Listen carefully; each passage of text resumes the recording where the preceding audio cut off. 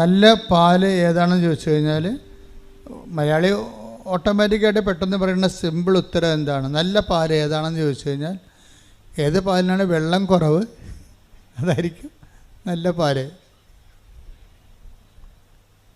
ഇപ്പം മിൽമ പാല് മറ്റു പാല് ഏജൻസിയൊക്കെ വന്ന കാരണം എല്ലാം കെമിക്കൽ ടെസ്റ്റ് ചെയ്തൊക്കെ പാലിൻ്റെ ചേരുവകയുടെ കണ്ടൻറ്റ് വൈസ് എല്ലാം ടെസ്റ്റ് ചെയ്ത് ആണ് നമുക്ക് തരണത്. എനിവേ പണ്ടൊക്കെ പാലും മെയിൻ കംപ്ലൈൻറ്റ് പാലിൻ്റെ അത് വെള്ളമാണെന്നുള്ളതാണ്. അത് വെള്ളത്തിൻ്റെ അളവ് നമ്മൾക്ക് മനസ്സിലാതിരിക്കാൻ വേണ്ടിയാണ് മറ്റൊരു നാട്ടിൽ നിന്ന് വന്നവർ മണ്ണിരയൊക്കെ ഇട്ടുകൊണ്ട് കൊണ്ടുപോകുന്നത്. കൊഴുത്ത് കൊടുത്ത് അങ്ങനെ ഇരിക്കും, വെള്ളമില്ലെന്ന്, കൊഴുപ്പ്. അങ്ങനെയാണ് ഇതെല്ലാം. പണ്ട് അരിയിലൊക്കെ ഭയങ്കര കല്ലായിരുന്നു. കല്ല് ചേർക്കാൻ വേണ്ടി മാത്രം കമ്പനികളുണ്ടായിരുന്നു. മുക്കാച്ചാക്ക് അരി വാങ്ങിച്ചിട്ട് കാൽച്ചാക്ക് കല്ല് ചേർത്തിട്ട് മിക്സ് ചെയ്യാൻ വേണ്ടി പ്രത്യേകം, ആ സ്ഥലമൊന്നും ഞാൻ പറയണില്ല, പത്രത്തിലിങ്ങനെ മുഴുവൻ ഈ കല്ല് ചേർക്കുന്ന സ്ഥലങ്ങളെല്ലാം കാണിക്കുമായിരുന്നു. കല്ലിൻ്റെ കാലൊക്കെ ഷോർട്ട് ഐസ് വന്നപ്പോഴാണ് ഇപ്പോൾ കല്ലിൻ്റെ കാലമൊക്കെ മാറിയത്, വെള്ളത്തിൻ്റെ കാലം. അപ്പം നമ്മൾ പതുക്കെ പതുക്കെ മെച്ചമായി, പല മേഖലകളിലും മെച്ചമായിക്കൊണ്ടിരിക്കുകയാണ്. നമ്മളെ പണ്ട് ചോറെന്ന് പറയുമ്പോൾ അപ്പം തന്നെ കല്ല് കടിച്ചു ആൾക്കാർ നിലയും വിളിച്ചിരിക്കും, ചിലർ ചോറിട്ടിച്ചും പോകും. ഇതുപോലെ വിശ്വാസത്തിലും കല്ല് കടിക്കണ വിശ്വാസമുണ്ട്. വിശ്വാസത്തിൽ ചില ആൾക്കാരൊക്കെ കല്ല് ചേർത്ത് വെച്ചേക്കും. അതിൻ്റെ അകത്ത് വിശ്വാസത്തിലെ കല്ലെന്താണ്? സംശയം എന്ന് പറയും. സംശയത്തിന് വിശ്വാസത്തിൽ ചോറിൽ കല്ലുള്ളത് പോലെയാണ് വിശ്വാസത്തിലുള്ള കല്ലാണ് സംശയം. എപ്പോഴും നമ്മൾ ശ്രദ്ധിക്കേണ്ട ഒരു വിഷയം, നിങ്ങൾ വിശ്വാസ യാത്ര ചെയ്യുമ്പോൾ ഉടമ്പടി എന്ന് പറയുന്നത് ഏറ്റവും ഷോർട്ട് പീരീഡ് കൊണ്ട് വിശ്വാസത്തിൻ്റെ ഫലം കിട്ടുന്ന ഒരു പ്രെയറാണ് ഉടമ്പടി. പക്ഷേ ആ ഷോർട്ട് പീരീഡിൽ എങ്ങനെയാണ് പെട്ടെന്ന് നമുക്ക് ഈ ഫലം കിട്ടുന്നതിന് രണ്ട് കാരണങ്ങളുണ്ട്. ഒന്ന്, ദൈവം നിങ്ങളുടെ അവിശ്വാസം നോക്കാതെ ദൈവം ഇങ്ങോട്ട് കോൺട്രിബ്യൂട്ട് ചെയ്യും. അത് ആദ്യത്തെ കാലത്തേ ഉള്ളൂ കേട്ടോ. ഉടമ്പടിക്കാരറിയാം നിങ്ങളിപ്പോൾ. അപ്പോൾ ഉടമ്പടിയിൽ ഇപ്പോൾ ആദ്യം ഉടമ്പടി എടുക്കുമ്പോൾ തന്നെ പെട്ടെന്ന് കുറച്ച് അനുഭവം കിട്ടിക്കഴിയുമ്പോൾ നിങ്ങൾ ഓർക്കരുത് മൊത്തം ഇനി ഇങ്ങനെ തന്നെ ആയിരിക്കുമെന്ന്. അങ്ങനെ തന്നെ ആയിരിക്കത്തില്ല. ആദ്യം 1-2 അനുഭവങ്ങൾ തരണം. ദൈവം ഇൻസെൻറ്റീവ് ചെയ്യണതാണത്. നിങ്ങൾക്ക് ദൈവം നിങ്ങളുടെ ഒരു പരാധീനതയും ഇപ്പോഴത്തെ മാനസികാവസ്ഥയും ശാരീരികാവസ്ഥയും കുടുംബത്തിൻ്റെ പശ്ചാത്തലവും എല്ലാം കണ്ടിട്ട് നിങ്ങൾക്ക് പെട്ടെന്ന് ഒരു ഇൻസെൻറ്റീവ് തരണതാണ്. ഇപ്പം അമ്മമാർ കുഞ്ഞുങ്ങൾക്ക് മുല കൊടുക്കത്തില്ലേ? പക്ഷേ 5 വയസ്സാകുമ്പോൾ പറയും നീ പോയി എടുത്ത് കുടിക്കണമെന്ന് പറയും, പാല് അടുക്കള ഇരിപ്പുണ്ടെന്ന് പറയും. ആ വിഷയമാരില്ലേ? ടോൺ മാറി. ഒരേ കൊച്ചു കുടിക്കുന്ന സംഭവത്തിന് വ്യത്യാസമൊന്നും ഉണ്ടാകത്തില്ലെങ്കിലും ടോൺ മാറി അമ്മയുടെ. എന്താ കാര്യം? നമ്മൾ തന്നെ ചെയ്യേണ്ടത് നമ്മൾ ചെയ്യാതെ ഈസി ആയിട്ട് കൊച്ച് വരുന്നത് കൊണ്ടാണ് അങ്ങനെ ചെയ്യണത്. പണ്ടൊക്കെ ചില അമ്മമാർ ഒരു മുഞ്ചെന്ന് സാധനം ഉണ്ടായിരുന്നു, അത് അരച്ച് മുലക്കെണ്ണയിൽ പുരട്ടും. എന്താ കാര്യം? ചെന്നി നായകം അങ്ങനെയൊക്കെ പുരട്ടുമായിരുന്നു. ഇപ്പം പിന്നെ പെട്ട കാര്യം നിങ്ങൾ കൊടുക്കണില്ലല്ലോ നിങ്ങൾ. അപ്പോൾ എന്താ പ്രശ്നം വെച്ച് കഴിഞ്ഞാൽ അപ്പോൾ കഴിച്ചിട്ട് കൊച്ചു കുടിക്കത്തില്ല. 4 വയസ്സുകാരൊക്കെ പണ്ട് ചില പറയല്ലേ, ചില അമ്മമാർ പറയും ഇപ്പം 4 വയസ്സ് വരെ എൻ്റെ മുല കുടിച്ചാണെന്ന് പറയും. ഇതൊന്നും വിശ്വാസത്തിൽ നടക്കത്തില്ല. വിശ്വാസത്തിൽ ഒരു ടൈം കഴിയുമ്പോൾ ആദ്യത്തെ ഇൻസെൻറ്റീവ് തരും, ബാക്കി പിന്നെ നമ്മളെല്ലാം സ്വന്തമായിട്ട് ഏൺ ചെയ്യണം. അതിനാണ് ഉടമ്പടിയുടെ ബാക്കിയുള്ള സംഭവങ്ങളെല്ലാം ഉള്ളത്. അങ്ങനെയാണ്. ആദ്യം നിങ്ങൾ ഓർക്കരുത്, ആദ്യം കിട്ടണത് തന്നെ ഉടമ്പടിയുടെ അനുഭവമാണെന്ന് നിങ്ങൾ വിചാരിക്കരുത്. എല്ലാം അങ്ങനെയല്ല. ആദ്യം നിങ്ങളുടെ പരുവക്കേട് കണ്ടിട്ടും പരാധീനത കണ്ടിട്ടും ദൈവം കോൺട്രിബ്യൂട്ട് ചെയ്യണതാണ്. എന്ന് വെച്ചാൽ നിങ്ങളൊന്ന് പിടിച്ച് നിൽക്കുക, ഓക്സിജനൊക്കെ ഒന്ന് എടുത്തിട്ട് അല്പമൊക്കെ ബലം പ്രാപിച്ചു കഴിയുമ്പോൾ പിന്നീട് നിങ്ങൾ ഏൺ ചെയ്യണം, സമ്പാദിക്കണം. അതാണ് പറയുന്നത്. ആദ്യം എടുത്തപ്പോൾ തന്നെ ഭയങ്കര അനുഗ്രഹമായിരുന്നു, പിന്നൊരു അനക്കമില്ലാത്ത ദൈവത്തിനല്ല, നിങ്ങൾക്കാണ് അനക്കമില്ലാത്തത്. എന്താ കാര്യം? നിങ്ങൾ ഓർത്ത് ഇതുപോലെ ready to eat instant breakfast പോലെ ഇങ്ങനെ പണം കുലുക്കണ മരം പോലെ ഈ സംഭവം കുലുങ്ങി വീഴത്തില്ല. നിങ്ങളോട് എന്താ പറഞ്ഞിരിക്കണം? അവൻ പറയണ പോലെ ചെയ്യുക. അതാണ് സംഭവം. അപ്പോൾ ആദ്യത്തെ ഒരു ടൈം കഴിയുമ്പോൾ പിന്നെ ഒരു ടഫ് ടൈമാണ്. അപ്പോഴാണ് നിങ്ങൾ ഉടമ്പടി പിന്നെ കിട്ടണതെല്ലാം നിങ്ങളുടെ അവൻ പറയണ പോലെ ചെയ്തതിൻ്റെ പേരിൽ ദൈവം നിങ്ങൾക്ക് നൽകുന്ന ന്യായമായ ആനുകൂല്യങ്ങളായിരിക്കും. ആദ്യത്തേതെല്ലാം ഔദാര്യമാണ്. ഇപ്പം ഗ്രാൻഡായിട്ട് തന്നെയാണത്. അത് തിരിച്ചടക്കേണ്ട കാര്യമില്ലാത്ത പോലെ നമുക്ക് കിട്ടത്തില്ല. അതുപോലെ ഗ്രാൻഡാണ്. പക്ഷേ ഒരു ഒരു ഒരു 1-2 അനുഭവങ്ങൾ കഴിഞ്ഞാൽ പിന്നെ ഈ സാധനം ചിലർക്ക് പെട്ടെന്ന് നിങ്ങൾ സ്വിച്ചിട്ട പോലെ നിൽക്കും. അപ്പം നിങ്ങളോർക്കും ഉടമ്പടി ഇത്രയേ ഉള്ളെന്ന്. അല്ല, നിങ്ങൾ ഇത്രയേ ഉള്ളൂ. അതാണ് പ്രശ്നം. ഉടമ്പടി ഇത്രയേ ഉണ്ടായിട്ടല്ല, നിങ്ങൾ ഇത്രയേ ഉള്ളൂ. എന്താ കാര്യം? ഇങ്ങനെ ഓസിന് കിട്ടുന്ന കാര്യം അങ്ങോട്ട് വെട്ടി വിഴുങ്ങിയിട്ട് കൈയും കെട്ടി പഴയതുപോലെ ഇരിക്കും. ഇത് വർക്കൗട്ട് ചെയ്യത്തില്ല. എന്താ കാര്യം? ഇനി നിങ്ങളുടെ ഊഴമാണ്. അവൻ പറയണ പോലെ ചെയ്യണ ഊഴമാണ്. അതാരാണ് ദൈവസ്നേഹത്തോടെ ചെയ്യണത്? ദൈവസ്നേഹത്തോടെ ചെയ്യണമെങ്കിൽ ആദ്യം വേണ്ടത് സംശയങ്ങൾ ഇല്ലാത്ത ഒരു വിശ്വാസം രൂപപ്പെടുത്തിയെടുക്കണം. പല ആൾക്കാർക്കും വിശ്വാസമുണ്ട്, പക്ഷേ പകുതി 50% സംശയവും 50% വിശ്വാസമാണ് ഉള്ളത്. അപ്പോൾ നിങ്ങളെപ്പോഴും വിശ്വാസം വർദ്ധിപ്പിക്കാൻ വേണ്ടി പ്രാർത്ഥിക്കും. അങ്ങനെ അത് പ്രാർത്ഥിക്കുന്നത് തെറ്റില്ല. പക്ഷേ നിങ്ങൾ വിശ്വാസത്തിൻ്റെ മാത്രം മെക്കാനിസം കാണിച്ചാൽ റിപ്പയർ ചെയ്താൽ ഈ സാധനം വർക്കൗട്ട് ചെയ്യത്തില്ല. നിങ്ങളെന്താ കാര്യം? അതിൽ നിങ്ങൾ ചെയ്യേണ്ടത് സംശയം ദൂരീകരിക്കാൻ വേണ്ടി പ്രാർത്ഥിക്കണം. ഈ സംശയം ദൂരീകരിക്കണമെങ്കിൽ എന്ത് ചെയ്യണം? സ്നേഹത്തിൻ്റെ ലെവൽ കൂടിയാൽ മാത്രമേ സംശയം ദൂരീകരിക്കത്തുള്ളൂ. ചില ഭാര്യമാർക്ക് കെട്ടിയകാലം വരെ സംശയമാണ്. എന്താ കാര്യം? ഇവിടെ വർത്തമാനം രീതികളൊന്നും അവളോട് ആത്മാർത്ഥത ഉള്ളതായിട്ട് അവൾക്ക് തോന്നിയിട്ടില്ല. എന്താ പ്രശ്നം? അങ്ങനെ വരാൻ കാര്യം അതാ. ചില ഭാര്യമാർക്കും തിരിച്ചു വരും, ഭർത്താക്കന്മാർക്കും തിരിച്ചു വരും. ഇങ്ങനെ സംശയം വെച്ച് കഴിഞ്ഞാൽ ഈ സ്നേഹം കുറയുന്ന പോലെ അവർക്ക് തോന്നിയാൽ പിന്നെ സംശയം കൂടിക്കൊണ്ടേയിരിക്കും. ഡിമാൻഡുകൾ ചില ലേഡീസ് എപ്പോഴും പറയത്തില്ലേ, അത് വാങ്ങിക്കണം ഇത് വാങ്ങിക്കണം എന്ന്. കാര്യമൊന്നും ഉണ്ടാകത്തില്ല, അവർക്ക് ആവശ്യമില്ലായിരിക്കും, എന്നാലും മേടിക്കണമെന്ന് പറയും.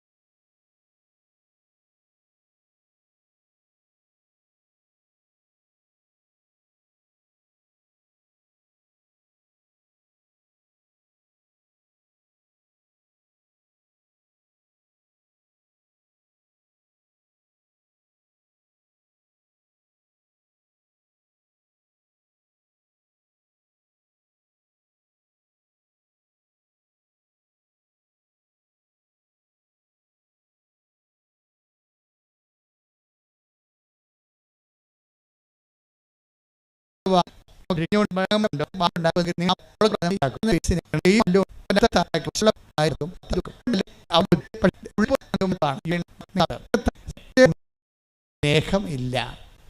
അപ്പോൾ പിന്നെ ആർക്കാണ് മരുന്ന് കൊടുക്കേണ്ടത്? സ്നേഹമാണ്, ലവ് ലെവലാണ് വർദ്ധിപ്പിക്കേണ്ടത്.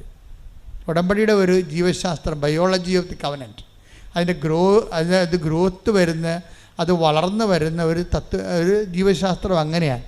സംശയങ്ങൾ കുറഞ്ഞുകൊണ്ടിരിക്കാൻ നോക്കുമ്പോൾ അതിന് സംശയം കുറയ്ക്കണമേ എന്നല്ല പ്രാർത്ഥിക്കേണ്ടത്. പറഞ്ഞത് എന്താണ്?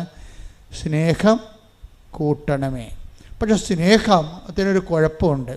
ഞാൻ സ്നേഹിക്കുന്നു എന്ന് പറഞ്ഞാലൊന്നും ദൈവം ഏക്കത്തില്ല. ഇന്നല്ലെങ്കിൽ നാളെ തെളിയിക്കാൻ പറയും. അങ്ങനെയാണ് 3 പ്രാവശ്യം 10 ദിവസത്തോട് ചോദിച്ചു. അപ്പോൾ 10 ദിവസം അവസാനം പറഞ്ഞു സ്നേഹിക്കുന്നു അങ്ങേക്കെല്ലാം അറിയാമല്ലോ, എന്നാൽ തല കിഴക്കാൻ പാട് മരിക്കാൻ പറയും. അപ്പോൾ പണി കിട്ടും. മനസ്സിലായില്ലേ? സ്നേഹിക്കുന്നു 10 ദിവസം 3 പ്രാവശ്യം പറഞ്ഞ്. പക്ഷേ തൽക്കാലത്തൊക്കെ ആ പാഠം അവിടെ വെച്ച് ആ ടെസ്റ്റ് അവിടെ വെച്ച് അവസാനിക്കുകയാണ്. പക്ഷേ അത് കർത്താവ് പറയും, നീ പറഞ്ഞൊക്കെ ഞാൻ അംഗീകരിച്ചു, പക്ഷേ ഇതിനൊരു ടെസ്റ്റുണ്ട്. അതെന്താണ്? എനിക്കിട്ട കുരിശ് തല കിഴക്കാൻ പാടായി നിനക്കിട്ടും. അപ്പം നീ എന്ത് പറയും? അതാണ് സ്നേഹം. ചെല്ലണതല്ല, ചെയ്യണതാണ് സ്നേഹം. മനസ്സിലായില്ല? അതുകൊണ്ടാണ് അവൻ പറയണ പോലെ ചെയ്യാൻ പറയണത്. കർത്താവിൻ്റെ നാമത്തിൽ അവൻ്റെ സ്നേഹത്തെ പ്രതി നമ്മൾ എന്ത് ചെയ്തു എന്നാണ് ദൈവം നോക്കണത്. പ്രാർത്ഥിക്കുക. കർത്താവായ ദൈവമേ, നിന്റെ സ്നേഹത്തിൽ വളരാൻ വിശ്വാസത്തിൽ ഉയരാൻ സംശയം കുറയ്ക്കാൻ എന്നെ സ്നേഹത്തിന്റെ പ്രവൃത്തികളുടെ സുവിശേഷത്തിന്റെ സാക്ഷികളാക്കണമേ.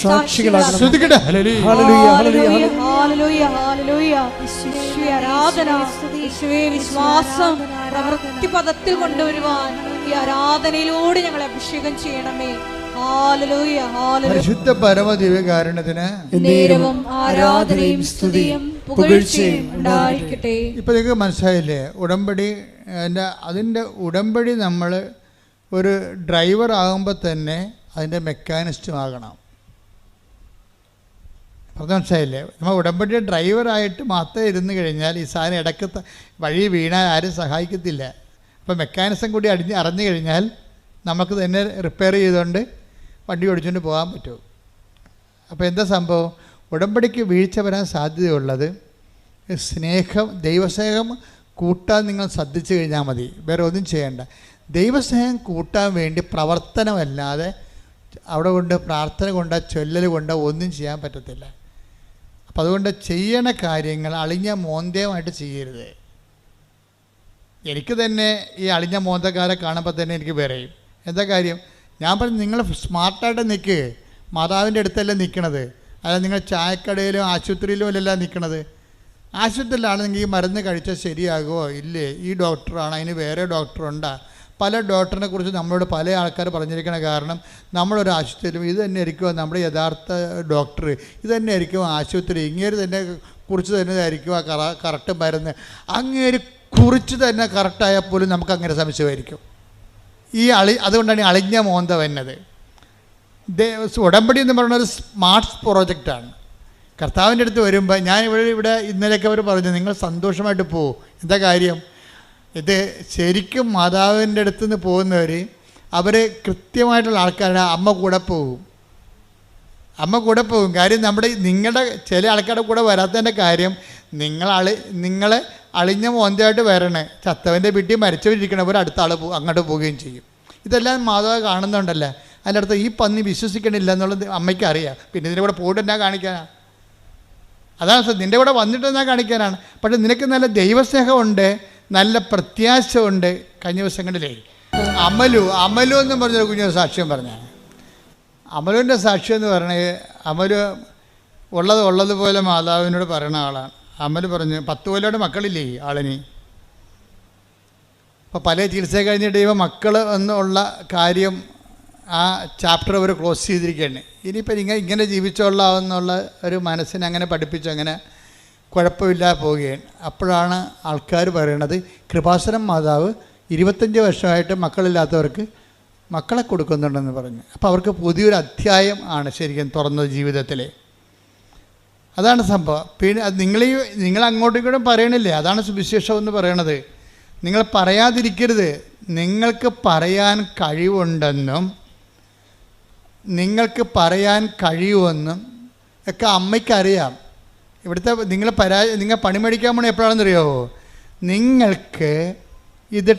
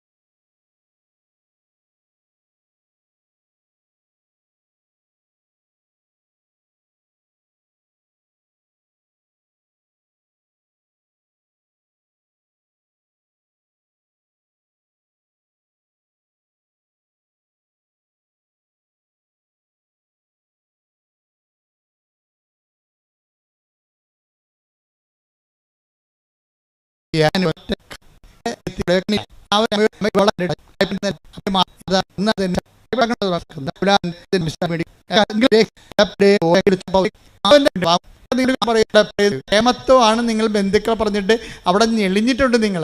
അത് നിങ്ങളുടെ പഴയ ഹിസ്റ്ററിയും ദൈവത്തിന് അറിയാം. നിങ്ങൾ പണിമേടിക്കണ വഴികൾ ഞാൻ പറയുകയാണേ. എന്ന് വെച്ചാൽ നിങ്ങൾക്കുണ്ടാകുന്ന ചില ഗുണങ്ങൾ, നിങ്ങൾ വീട് വെച്ച കാര്യം, അല്ലെങ്കിൽ നിങ്ങൾക്ക് ചിട്ടി വീണ കാര്യം ഒക്കെ നിങ്ങൾക്ക് നന്മയുണ്ടാകുന്ന കാര്യങ്ങളൊക്കെ നിങ്ങൾ മറ്റുള്ളവരോട് പറയണ സ്വഭാവമാണ് നിങ്ങൾക്കുള്ളത്. അത് എപ്പോഴായാലും നിങ്ങൾ പറയും. പള്ളിയിൽ നിന്ന് വരുമ്പോഴായാലും പോകുമ്പോഴായാലും ഫോൺ എടുക്കുമ്പോഴും പറയും. പക്ഷേ ദൈവം നിങ്ങളുടെ ഇടയിൽ പ്രവർത്തിച്ച കാര്യം നിങ്ങൾ പറയത്തില്ല. അത് നിങ്ങൾ ആത്മശോധന ചെയ്യേണ്ട ഉടമ്പടി പാപമാണ് ശരിക്കും. ഇപ്പോൾ ഈ ഉടമ്പടി കുമ്പസാരം എന്ന് പറയുമ്പോൾ ഞാൻ അച്ഛന്മാരുടെയൊക്കെ ആദ്യമൊന്നും സംസാരിക്കത്തില്ല. കാര്യത്തിൽ എനിക്ക് എന്താ വെച്ചാൽ എനിക്ക് ഉടമ്പടി കുമ്പസാരത്തെക്കുറിച്ച് എനിക്കൊരു ഐഡിയ ഉണ്ട്. എന്താ ഉടമ്പടി കുമ്പസാരം എന്ന് പറയണത്? അത് കരിസ്മാറ്റിക് കുമ്പസാരമോ ഇടവക വാർഷിക ധ്യാനം കുടുംബ കുമ്പസാരമോ അല്ല. ഉടമ്പടി എടുത്തതിന് ശേഷം ഒരു വ്യക്തി ഉടമ്പടിയിൽ ദൈവവുമായിട്ട് ജീവിച്ച് കഴിയുമ്പോൾ ആ വ്യക്തി കൈവരിക്കേണ്ട ചില ആധ്യാത്മിക ഔന്നത്യങ്ങളുണ്ട്. അവിടം വരെ എത്തിയില്ലെങ്കിൽ ഉപേക്ഷ എന്ന പാപമാണത്. മനസ്സിലായില്ലേ? അവിടം വരെ. അപ്പോൾ ഒരു ഉടമ്പടി എടുത്തു കഴിയുമ്പോൾ ഒരു വ്യക്തി കൈവരിക്കേണ്ട ആധ്യാത്മികമായ ഔന്നത്യമുണ്ട്. ആ വ്യക്തി അതനുസരിച്ച് വളർന്നില്ല എന്നുണ്ടെങ്കിൽ അതൊരു ഉടമ്പടി പാപമായിട്ട് വരും, ഉപേക്ഷ എന്ന പാപമായിട്ട് വരും. എന്താ കാര്യം വെച്ചാൽ നിങ്ങളുടെ പഴയ ഫയൽ നോക്കിക്കഴിഞ്ഞാൽ നിങ്ങളുടെ എല്ലാ നല്ല കാര്യങ്ങളും, മക്കളുടെ കാര്യങ്ങളും, മരുമക്കളുടെ കാര്യങ്ങൾ പോലും നിങ്ങൾ നാട്ടുകാരെ കെട്ടിയിരുന്ന് വിളിക്കുന്ന ആളാണ്, പറയുന്ന ആളാണ്. സ്വന്തം കേമത്വത്തിന് വേണ്ടിയായിരിക്കും അത് പറയണത്. പക്ഷെ ദൈവം നിങ്ങൾക്ക് തന്ന കാര്യങ്ങളെ പലതും നിങ്ങൾ പറയണില്ല. അഥവാ ഇനി ദൈവം തന്ന കാര്യം പോലും പറയണത് നിങ്ങളുടെ അക്കൗണ്ടിലായിരിക്കും. ഇവിടെ വന്നിട്ട് സാക്ഷിയൊക്കെ പറയും, ഞങ്ങൾക്ക് വീടില്ലായിരുന്നു, സ്ഥലമില്ലായിരുന്നു, വഴിയില്ലായിരുന്നു, അമ്മയടുത്ത് വന്നപ്പോൾ അമ്മ വീട് തന്നു, സ്ഥലം തന്നെന്നൊക്കെ പറയും. ഇവിടെ വന്ന് പറയും. പക്ഷേ നാട്ടിൽ ചെന്നിട്ട് എന്ത് പറയും? യൂട്യൂബിൽ ഈ സാധനം വന്ന കാര്യം നിങ്ങൾ നാട്ടുകാരറിഞ്ഞ കാര്യം നിങ്ങൾക്കറിയത്തില്ല. നിങ്ങളെ പഴയ സ്വഭാവം അനുസരിച്ച് നാട്ടുകാരോട് പറയും, ഭയങ്കര കഷ്ടപ്പെട്ടാണെങ്കിൽ ഞാൻ മുണ്ട് മുറുക്കി കൊടുത്താണെങ്കിൽ ഒരു വീട് വാങ്ങിച്ച്. അപ്പോൾ മുണ്ട് മുറുക്കി കൊടുത്തത് നിങ്ങൾ, മാതാവ് ഞൊട്ടി. അല്ല സംഭവം ഇതാണ്. ഒരു സാധനത്തിൻ്റെ വേർഷം കൂടെ കണ്ടില്ലേ? അതാണ് ഞാൻ പറയും, ഓർഡർ തമ്മാവ ആളറിയാം. അത് ഞാനല്ല പറയണത്, പുള്ളിക്കാരത്തി പറഞ്ഞോളൂ. ആളെ കാണുമ്പോൾ തന്നെ പറയും. ചുമ്മാ ഉടായ്പാണ്, അനുഗ്രഹം അടിച്ചു മാറ്റാൻ വന്നിരിക്കുകയാണ്, കിട്ടിക്കഴിഞ്ഞാൽ അത് അവളുടെ അക്കൗണ്ടിൽ മാത്രമേ അവൾ കെട്ടി എഴുന്നള്ളിക്കത്തുള്ളൂ എന്നറിയാം. ഇങ്ങനെയുള്ള അഭ്യാസം ഉടമ്പടി നടക്കത്തില്ല. അതുകൊണ്ട് സത്യസന്ധരായിരിക്കാൻ നോക്കുക, പ്രാർത്ഥിക്കുക. കർത്താവായ ദൈവമേ, സത്യസന്ധമായി നീ തന്ന നന്മകളെ എടുത്തുയർത്തി പൊതുജനങ്ങൾക്ക് കൈമാറിക്കൊണ്ട് സുവിശേഷമാകുവാനും സുവിശേഷമേകുവാനും എന്നെ അങ്ങയുടെ രക്ഷയുടെ സാക്ഷിയാക്കണമേ. രക്ഷയുടെ സാക്ഷിയാക്കണമേ.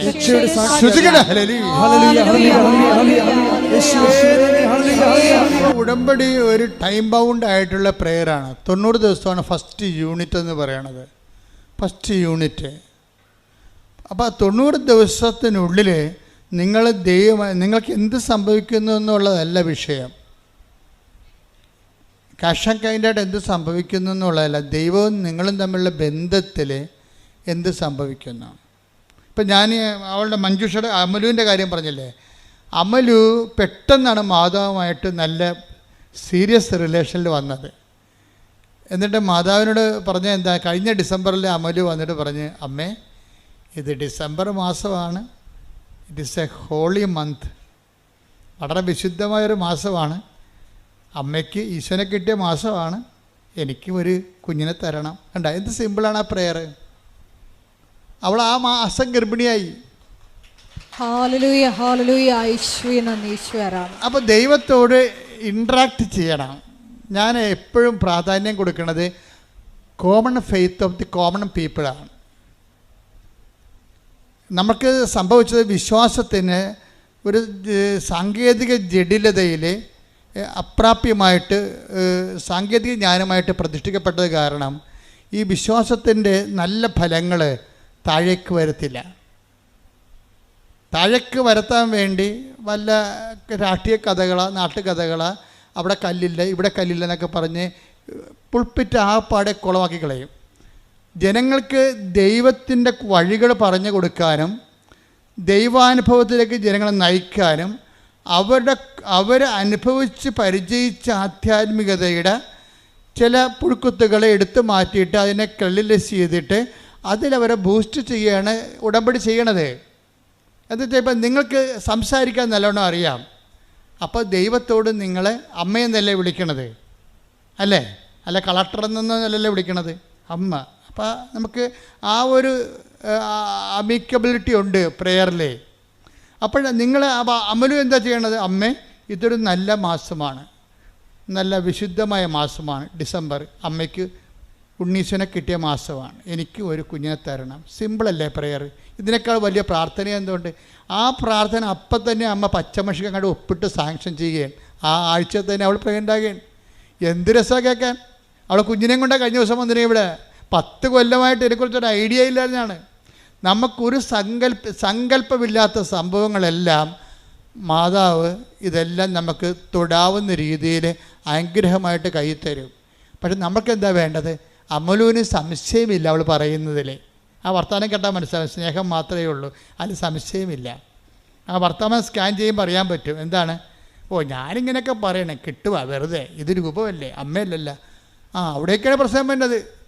ഇത് രൂപമല്ലേ, അമ്മയല്ല എന്നാണ് പറഞ്ഞിരിക്കുന്നത്. ഈ വങ്കന്മാർക്കാണ് ഇങ്ങനെയൊക്കെ തോന്നണത്. കാരണം അതായത് അനുഭവമുള്ളവർ അമ്മയുടെ സാന്നിധ്യത്തിൻ്റെ പ്രതീകമാണിത്. ഞാനിവിടെ സംസാരിക്കുമ്പോൾ എൻ്റെ അമ്മയോടാണ് സംസാരിക്കുന്നത്. ആ ഒരു എല്ലവെന്ന് പറഞ്ഞാൽ ആത്മബന്ധത്തിൻ്റെ ആന്തരികതയാണ്. അതെന്ന് പറയണത് ധ്യാനത്തിനേക്കാൾ വലിയ സംഭവമാണ്. ആത്മബന്ധത്തിൻ്റെ ആന്തരികത നമുക്കറിയാമല്ലോ. നമ്മൾ എന്ത് ജ്ഞാനം, ഇപ്പോൾ എന്ത് കറണ്ട്, എത്ര കറണ്ട്, നിങ്ങളൊരു കാര്യം സിമ്പിളായിട്ട് മനസ്സിലാക്കണേ. എത്ര കറണ്ട് ഇടുക്കിയിലുണ്ടാക്കിയാലും നാട്ടിൽ വരണത് എന്തിലൂടെയാണ്? ഒരു വയറിലൂടെയാണ് വരണത്.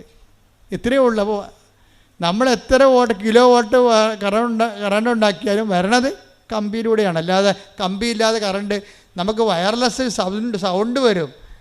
സൗണ്ട് വയർലെസ്സിലൂടെ വയറില്ലെങ്കിലും വരും. പക്ഷേ കറണ്ട് വയർലെസ്സായിട്ട് വരത്തില്ല.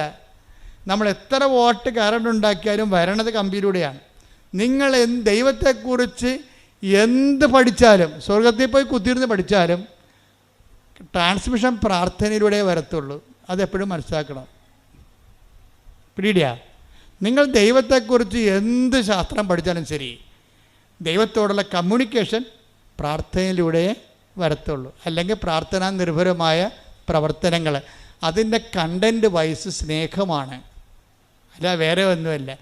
വിശ്വാസമെന്ന് പറഞ്ഞു കഴിഞ്ഞാൽ വിശ്വാസത്തിൻ്റെ അകത്തുള്ള കുഴപ്പം, അതിൻ്റെ അകത്ത് നമ്മൾ സൂക്ഷിച്ചില്ലെങ്കിൽ സംശയത്തിൻ്റെ ഒരു ചേരുവക ഉണ്ടാകും. അതുകൊണ്ട് ദൈവം നിങ്ങൾ വിശ്വാസത്തെ ഒത്തിരി ഇട്ട് വർദ്ധിപ്പിക്കാൻ വേണ്ടി അതിൻ്റെ അകത്ത് റിപ്പയർ ചെയ്യാൻ നോക്കണ്ട, ടൈം എടുക്കും. അതിന് പറയും നിങ്ങളെന്താ ചെയ്യേണ്ടത്? ദൈവത്തോടുള്ള സ്നേഹം വർദ്ധിപ്പിക്കണം. എന്താ കാര്യം? സ്നേഹം വർദ്ധിക്കുന്നുണ്ടെങ്കിൽ, ദൈവത്തോടൊക്കെ സ്നേഹം ഉണ്ടെങ്കിൽ നിങ്ങൾക്ക് നിങ്ങളുടെ നാത്ത് ചില ആൾക്കാർ പറയുന്നത്, എൻ്റെ അച്ഛ എന്ത് ചെയ്യാനാണ് അച്ഛ, എൻ്റെ മാല അവൾ കൊണ്ടുപോയി, ഇപ്പം തരാമെന്ന് പറഞ്ഞ് കൊണ്ടുപോയതാണ്. അവളുടെ മാല ചിട്ടിക്ക് എടുത്തപ്പോൾ പണയം വെച്ച് പോയി. അങ്ങനെ ആ മാല, അപ്പോൾ അവൾക്കൊരു കല്യാണം ഉണ്ടായിരുന്നു. ആ കല്യാണത്തിന് ഇരവ് എന്നോട് ചോദിച്ചതാണ്. പാവപ്പെട്ടവരുടെ ജീവിതം ഭയങ്കര കഷ്ടമാണ്. അങ്ങോട്ട് ചോദിക്കൊടുക്കും. അവർ എടുത്തിട്ട് പിന്നെ എന്ത് ചെയ്യും? അവർ അപ്പുറത്തെ കല്യാണത്തിന് പോകാൻ വേണ്ടി മേടിച്ച മാലയാണ്. പക്ഷേ ആ പന്നി അതിനല്ല ചെയ്തത്, അവർ വിറ്റ് കളഞ്ഞ സാധനം. ഈ മനുഷ്യരോട് നമുക്ക് സംസാരിക്കാൻ പറ്റുമോ? പിന്നെ എന്നെ പറ്റിപ്പാണ് ആൾ, എൻ്റെ മാല ഊരിക്കൊണ്ടുപോയി എന്നോട് ചോദിക്കാൻ വിറ്റ ആളാണ്, ഇനി എൻ്റെ അടിച്ചതിൻ്റെ അകത്ത് അവളെ കയറ്റത്തില്ലെന്ന് പറയും. പക്ഷെ ഉടമ്പടി എടുത്താൽ പറയാൻ പറ്റത്തില്ല. എന്താ കാര്യം? നമ്മൾ ദൈവത്തെയാണ് സ്നേഹിക്കണത്. പിടിയിടിയാ. അപ്പം നിങ്ങൾക്കിട്ട് പണി തന്ന ആൾക്കാരോടും നിങ്ങൾ ഉടമ്പടിയോട് കൂടി നിരപ്പാകാൻ നോക്കണം. കാര്യം വിശ്വാസമല്ല വലുത്, എന്താണ്? സ്നേഹമാണ്. കാര്യം എന്താണ്? ആ മാലയെക്കാളും നാത്തുവിനോടുള്ള വൈരാഗ്യത്തെക്കാളും എൻ്റെ ദൈവത്തെ ഞാൻ സ്നേഹിക്കുന്നു. സ്നേഹിക്കുന്നവരെന്താ പറഞ്ഞിരിക്കണത്? നിങ്ങൾ ശത്രുവിനായാലും എന്നെ പ്രതി സ്നേഹിക്കണം. അതാ പ്രശ്നം. അത് എന്നിട്ട് കർത്താവ് ചോദിക്കും, സ്നേഹിക്കുന്നവരെ മാത്രമാണ് നിങ്ങൾ സ്നേഹിക്കണമെങ്കിൽ പ്രതിഫലത്തിന് എന്താണ്? Take the word of God. ശ്രുതിക്കട്ടെ. ഹല്ലേലൂയ, ഹല്ലേലൂയ, ഹല്ലേലൂയ, ഹല്ലേലൂയ, ഹല്ലേലൂയ, ഹല്ലേലൂയ. യേശുവേ നന്ദി. ഹല്ലേലൂയ, ഹല്ലേലൂയ. യേശുവേ ആരാധന, ആരാധന. മത്തായി 5:46 മത്തായി 5:46. നിങ്ങളെ സ്നേഹിക്കുന്നവരെ നിങ്ങൾ സ്നേഹിച്ചാൽ. കേട്ടോ എന്താ പറയണത്? നിങ്ങളെ സ്നേഹിക്കുന്നവരെ നിങ്ങൾ സ്നേഹിച്ചാൽ നിങ്ങൾക്ക് എന്ത് പ്രതിഫലമാണ് ലഭിക്കുക? ചുങ്കക്കാർ പോലും അത് തന്നെ ചെയ്യുന്നില്ലേ? അതെന്താ സംഭവിച്ചു കഴിഞ്ഞാല്, ഈ ചുങ്കക്കാരാണെങ്കിൽ പോലും അവര് സ്നേഹിക്കുന്നവർക്ക് തന്നെ അവർ അങ്ങോട്ടും ഇങ്ങോട്ടും സ്നേഹിക്കുന്നുണ്ട്. പക്ഷെ അതിന് ദൈവത്തിൻ്റെ തിരുസന്നിധിയിൽ നിന്ന് നമുക്ക് റിവാർഡൊന്നുമില്ല. പ്രതിഫലം എന്ന് പറഞ്ഞാൽ ആര് തരേണ്ടതാണ്? ഇതാ ഞാൻ വരുന്നു, എൻ്റെ പ്രതിഫലവും കൊണ്ട് വരുന്നു എന്നാണ് പറയണത്. കൃപയുടെ അവസാന കാലത്തിൻ്റെ വരവിന്, അവസാന കാലത്തെ വരവിൽ പറയണത് ഇതാ ഞാൻ വരുന്നു, എൻ്റെ പ്രതിഫലവും കൊണ്ട് വരുന്നു, അഥവാ എൻ്റെ സമ്മാനവും കൊണ്ട് വരുന്നു. അപ്പോൾ അതാരാണ്? ദൈവത്തിൽ നിന്ന് ലഭിക്കുന്നതാണ് പ്രതിഫലം എന്ന് പറയണത്. ദൈവത്തിൽ നിന്ന് ലഭിക്കുന്നതിനാണ് പ്രതിഫലം എന്ന് പറയണത്. അതെങ്ങനെ കിട്ടണത് നമുക്ക്? അത് നമുക്ക് കിട്ടണം, നിങ്ങളെ സ്നേഹിക്കുന്നവരെ മാത്രം നിങ്ങൾ സ്നേഹിച്ചാൽ ദൈവത്തിൽ നിന്നൊന്നും പ്രതീക്ഷിച്ചിട്ട് കാര്യമില്ല. ഓക്കെ അല്ലേ? പറച്ച് എന്ത് ചെയ്യണം? ശത്രുക്കളെ സ്നേഹിക്കണം, ദ്രോഹിക്കുന്നവരെ ആശീർവദിക്കണം. സെൻറ്റ് പോൾ പറയും, ആശീർവദിക്കുക മാത്രമേ ചെയ്യാവൂ. ഇതിനെ ഉടമ്പടിക്ക് പറ്റുന്ന രീതിയിൽ നമ്മുടെ ജീവിതം ക്രമീകരിക്കുകയാണ്, ജീവിതം പുനഃക്രമീകരിക്കുകയാണ്. എന്താ ഇത് പെട്ടെന്ന് സ്പീഡാക്കാനുള്ള മാർഗ്ഗമാണ്. ഉടമ്പടി അനുഭവങ്ങളെ പെട്ടെന്ന് സ്പീഡാക്കാനുള്ള മാർഗം. സ്പീഡാക്കുക എന്ന് പറഞ്ഞു കഴിഞ്ഞാൽ അതിൻ്റെ അകത്ത് നമുക്ക് നമ്മുടെ റോഡിലൊക്കെ ചില റോഡുകളൊക്കെ പോയാൽ നമുക്ക് ഭയങ്കര സ്ലോ ആയിരിക്കും. കട്ടറും അല്ലേ, ബമ്പും ഹമ്പും കട്ടറും എല്ലാം കൂടി അങ്ങോട്ട് വിടും. പക്ഷേ അങ്ങനെയല്ല, ഇതെല്ലാം നിരപ്പാകും. ജനങ്ങളുമായിട്ട് നമ്മൾ നിരപ്പായി കഴിഞ്ഞാൽ ദൈവത്തിൻ്റെ ഇടപെടലിൻ്റെ സ്പീഡ് കൂടും. അതുകൊണ്ടാണ് സെൻറ്റ് ജോണൊക്കെ പറയണത്. എന്താ പറയണത്?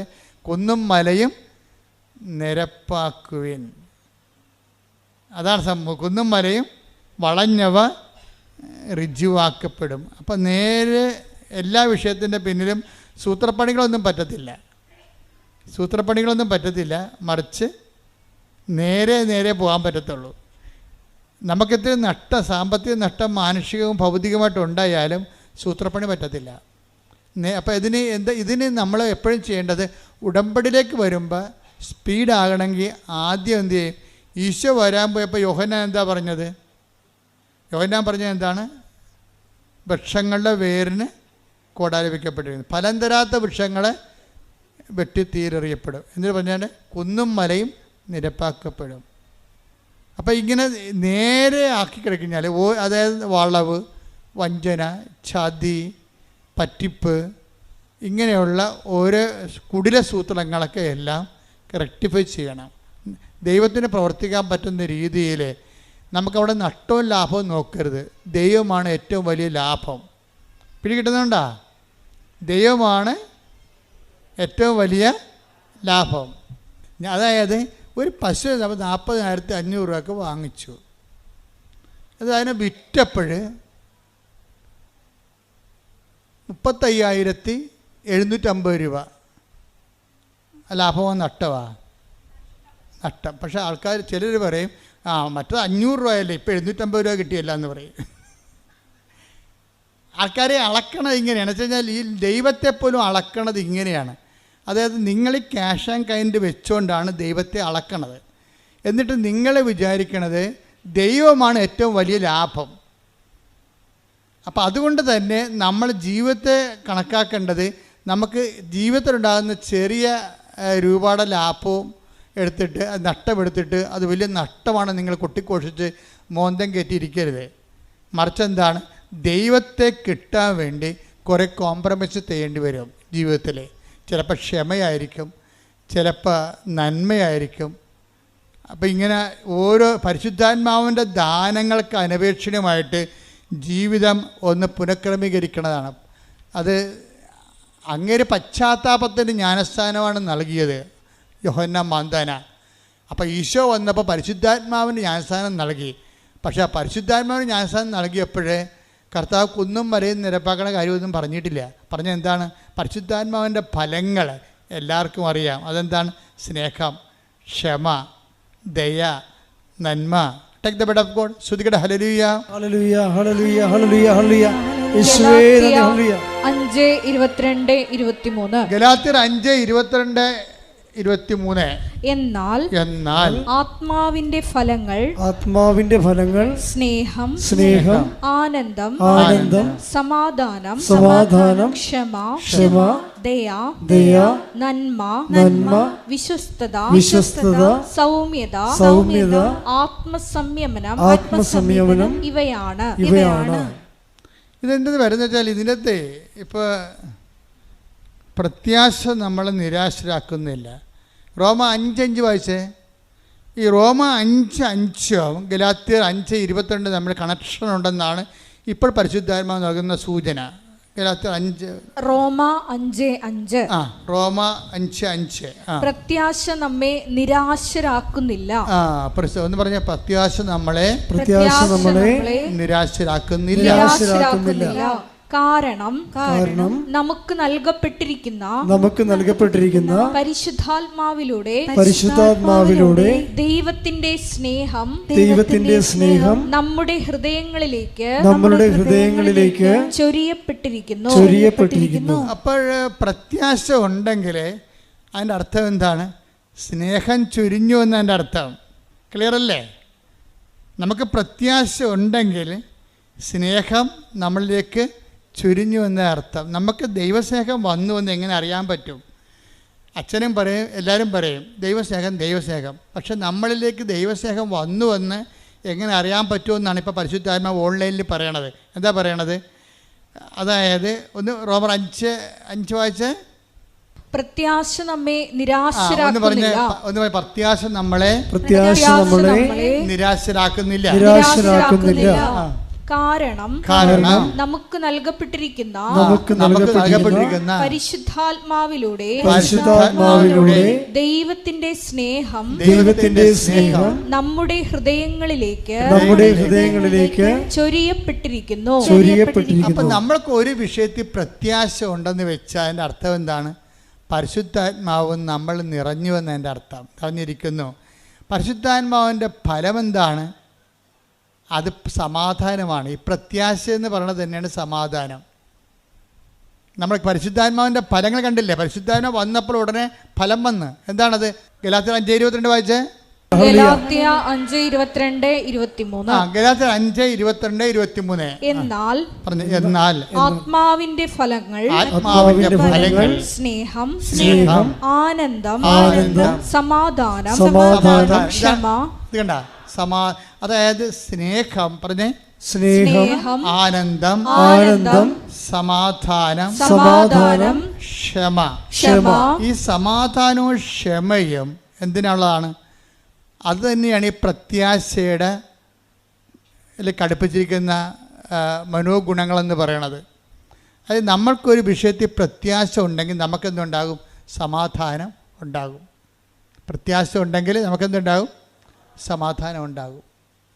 ഈ പ്രത്യാശ സമാധാനം ഉണ്ടാകുമ്പോഴേ സ്വാഭാവികമായിട്ട് നമുക്ക് സമാധാനം കഴിഞ്ഞുള്ള ഫലം എന്താണ്? ക്ഷമയാണ്. ക്ഷമ എന്താണ്? കാത്തിരിക്കുന്ന സ്നേഹമാണ് ക്ഷമ. ആരുടെ കാത്തിരിക്കുന്ന സ്നേഹം? ദൈവത്തിൻ്റെ സ്നേഹത്തെ കാത്തിരിക്കുന്നു. മനസ്സിലായില്ലേ? കാത്തിരിക്കുന്ന സ്നേഹത്തിനാണ് ക്ഷമയെന്ന് പറഞ്ഞാൽ. ഗാന്ധിജി പറയുന്ന വെജിറ്റബിൾ കഴിക്കുന്ന ആൾക്കാരുടെ ക്ഷമയല്ല.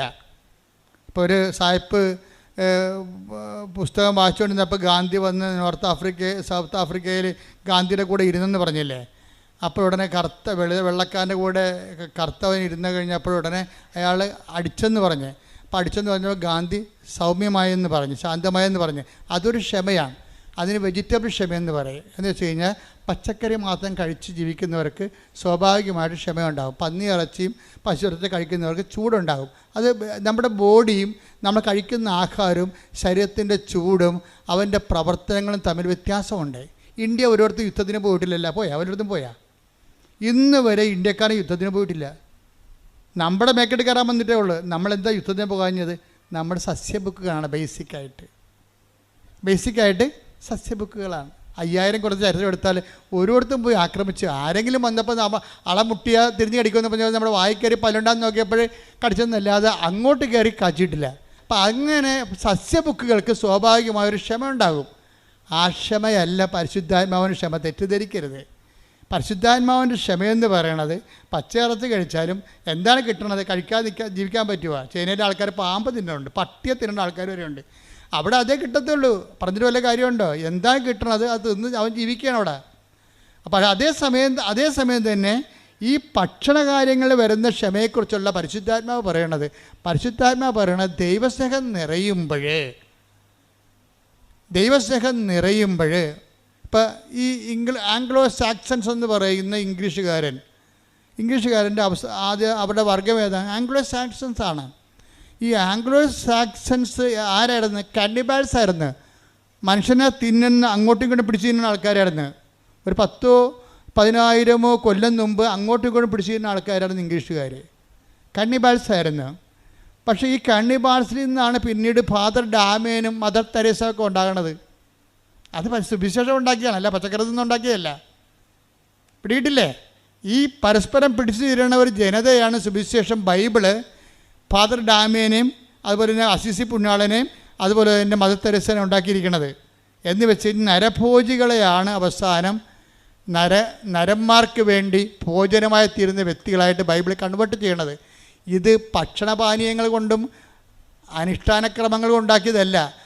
പരിശുദ്ധാത്മാവ് നിറയുമ്പോൾ, ഒരു വ്യക്തിക്ക് നിറയുമ്പോഴുണ്ടാകുന്ന വ്യത്യാസങ്ങളാണ് ഉണ്ടാകുന്നത്. ഇതിനെ നാഗാലാൻഡിലൊക്കെ നമ്മൾ ചെല്ലുമ്പോൾ കാണുന്നത് എന്താ? പണ്ടത്തെ നാഗാലാൻഡുമാരുടെ ചരിത്രം എന്താ? ഇപ്പോഴും ചിലരന്മാർ കണ്ട് നാഗൻസിൻ്റെ കഴുത്തിലൊക്കെ, പഴയ നാഗൻസിൻ്റെ കഴുത്തിലൊക്കെ 25 തലയോട് 35 തലയോടൊക്കെ മാല പോലെ കോർത്തിട്ടിരിക്കുകയാണ്. എന്താ കാര്യം? അവൻ എത്ര പേരെ കൊന്നിട്ടുണ്ടോ അതാണ് അവൻ്റെ ബലം. ഇപ്പം ഗുണ്ടകളൊക്കെ എന്ന് പറഞ്ഞാൽ എത്ര പേരെ തട്ടിയിട്ടുണ്ട്, അതല്ല അവരുടെ ബലം. അപ്പം അങ്ങനെയുള്ള നാഗന്മാരാണ് ഇന്ന് സുവിശേഷം സ്വീകരിച്ചിട്ട് സുവിശേഷ പ്രവർത്തനമായിട്ട് മാറണത്. എന്തിൻ്റെ ഗുണമാണത്? ഭക്ഷണത്തിൻ്റെ. ആ പഴയ ഭക്ഷണത്തിൻ്റെ അവരിപ്പോൾ പട്ടിയിറച്ചി ഇപ്പോൾ തിന്നുന്നുണ്ട്. പക്ഷെ ഭക്ഷണമല്ല ഇവിടുത്തെ പ്രശ്നം. എന്താ കാര്യം? അവർ ഭക്ഷിക്കാനുള്ള സംഭവം ഭക്ഷിച്ചു. എന്താണ്?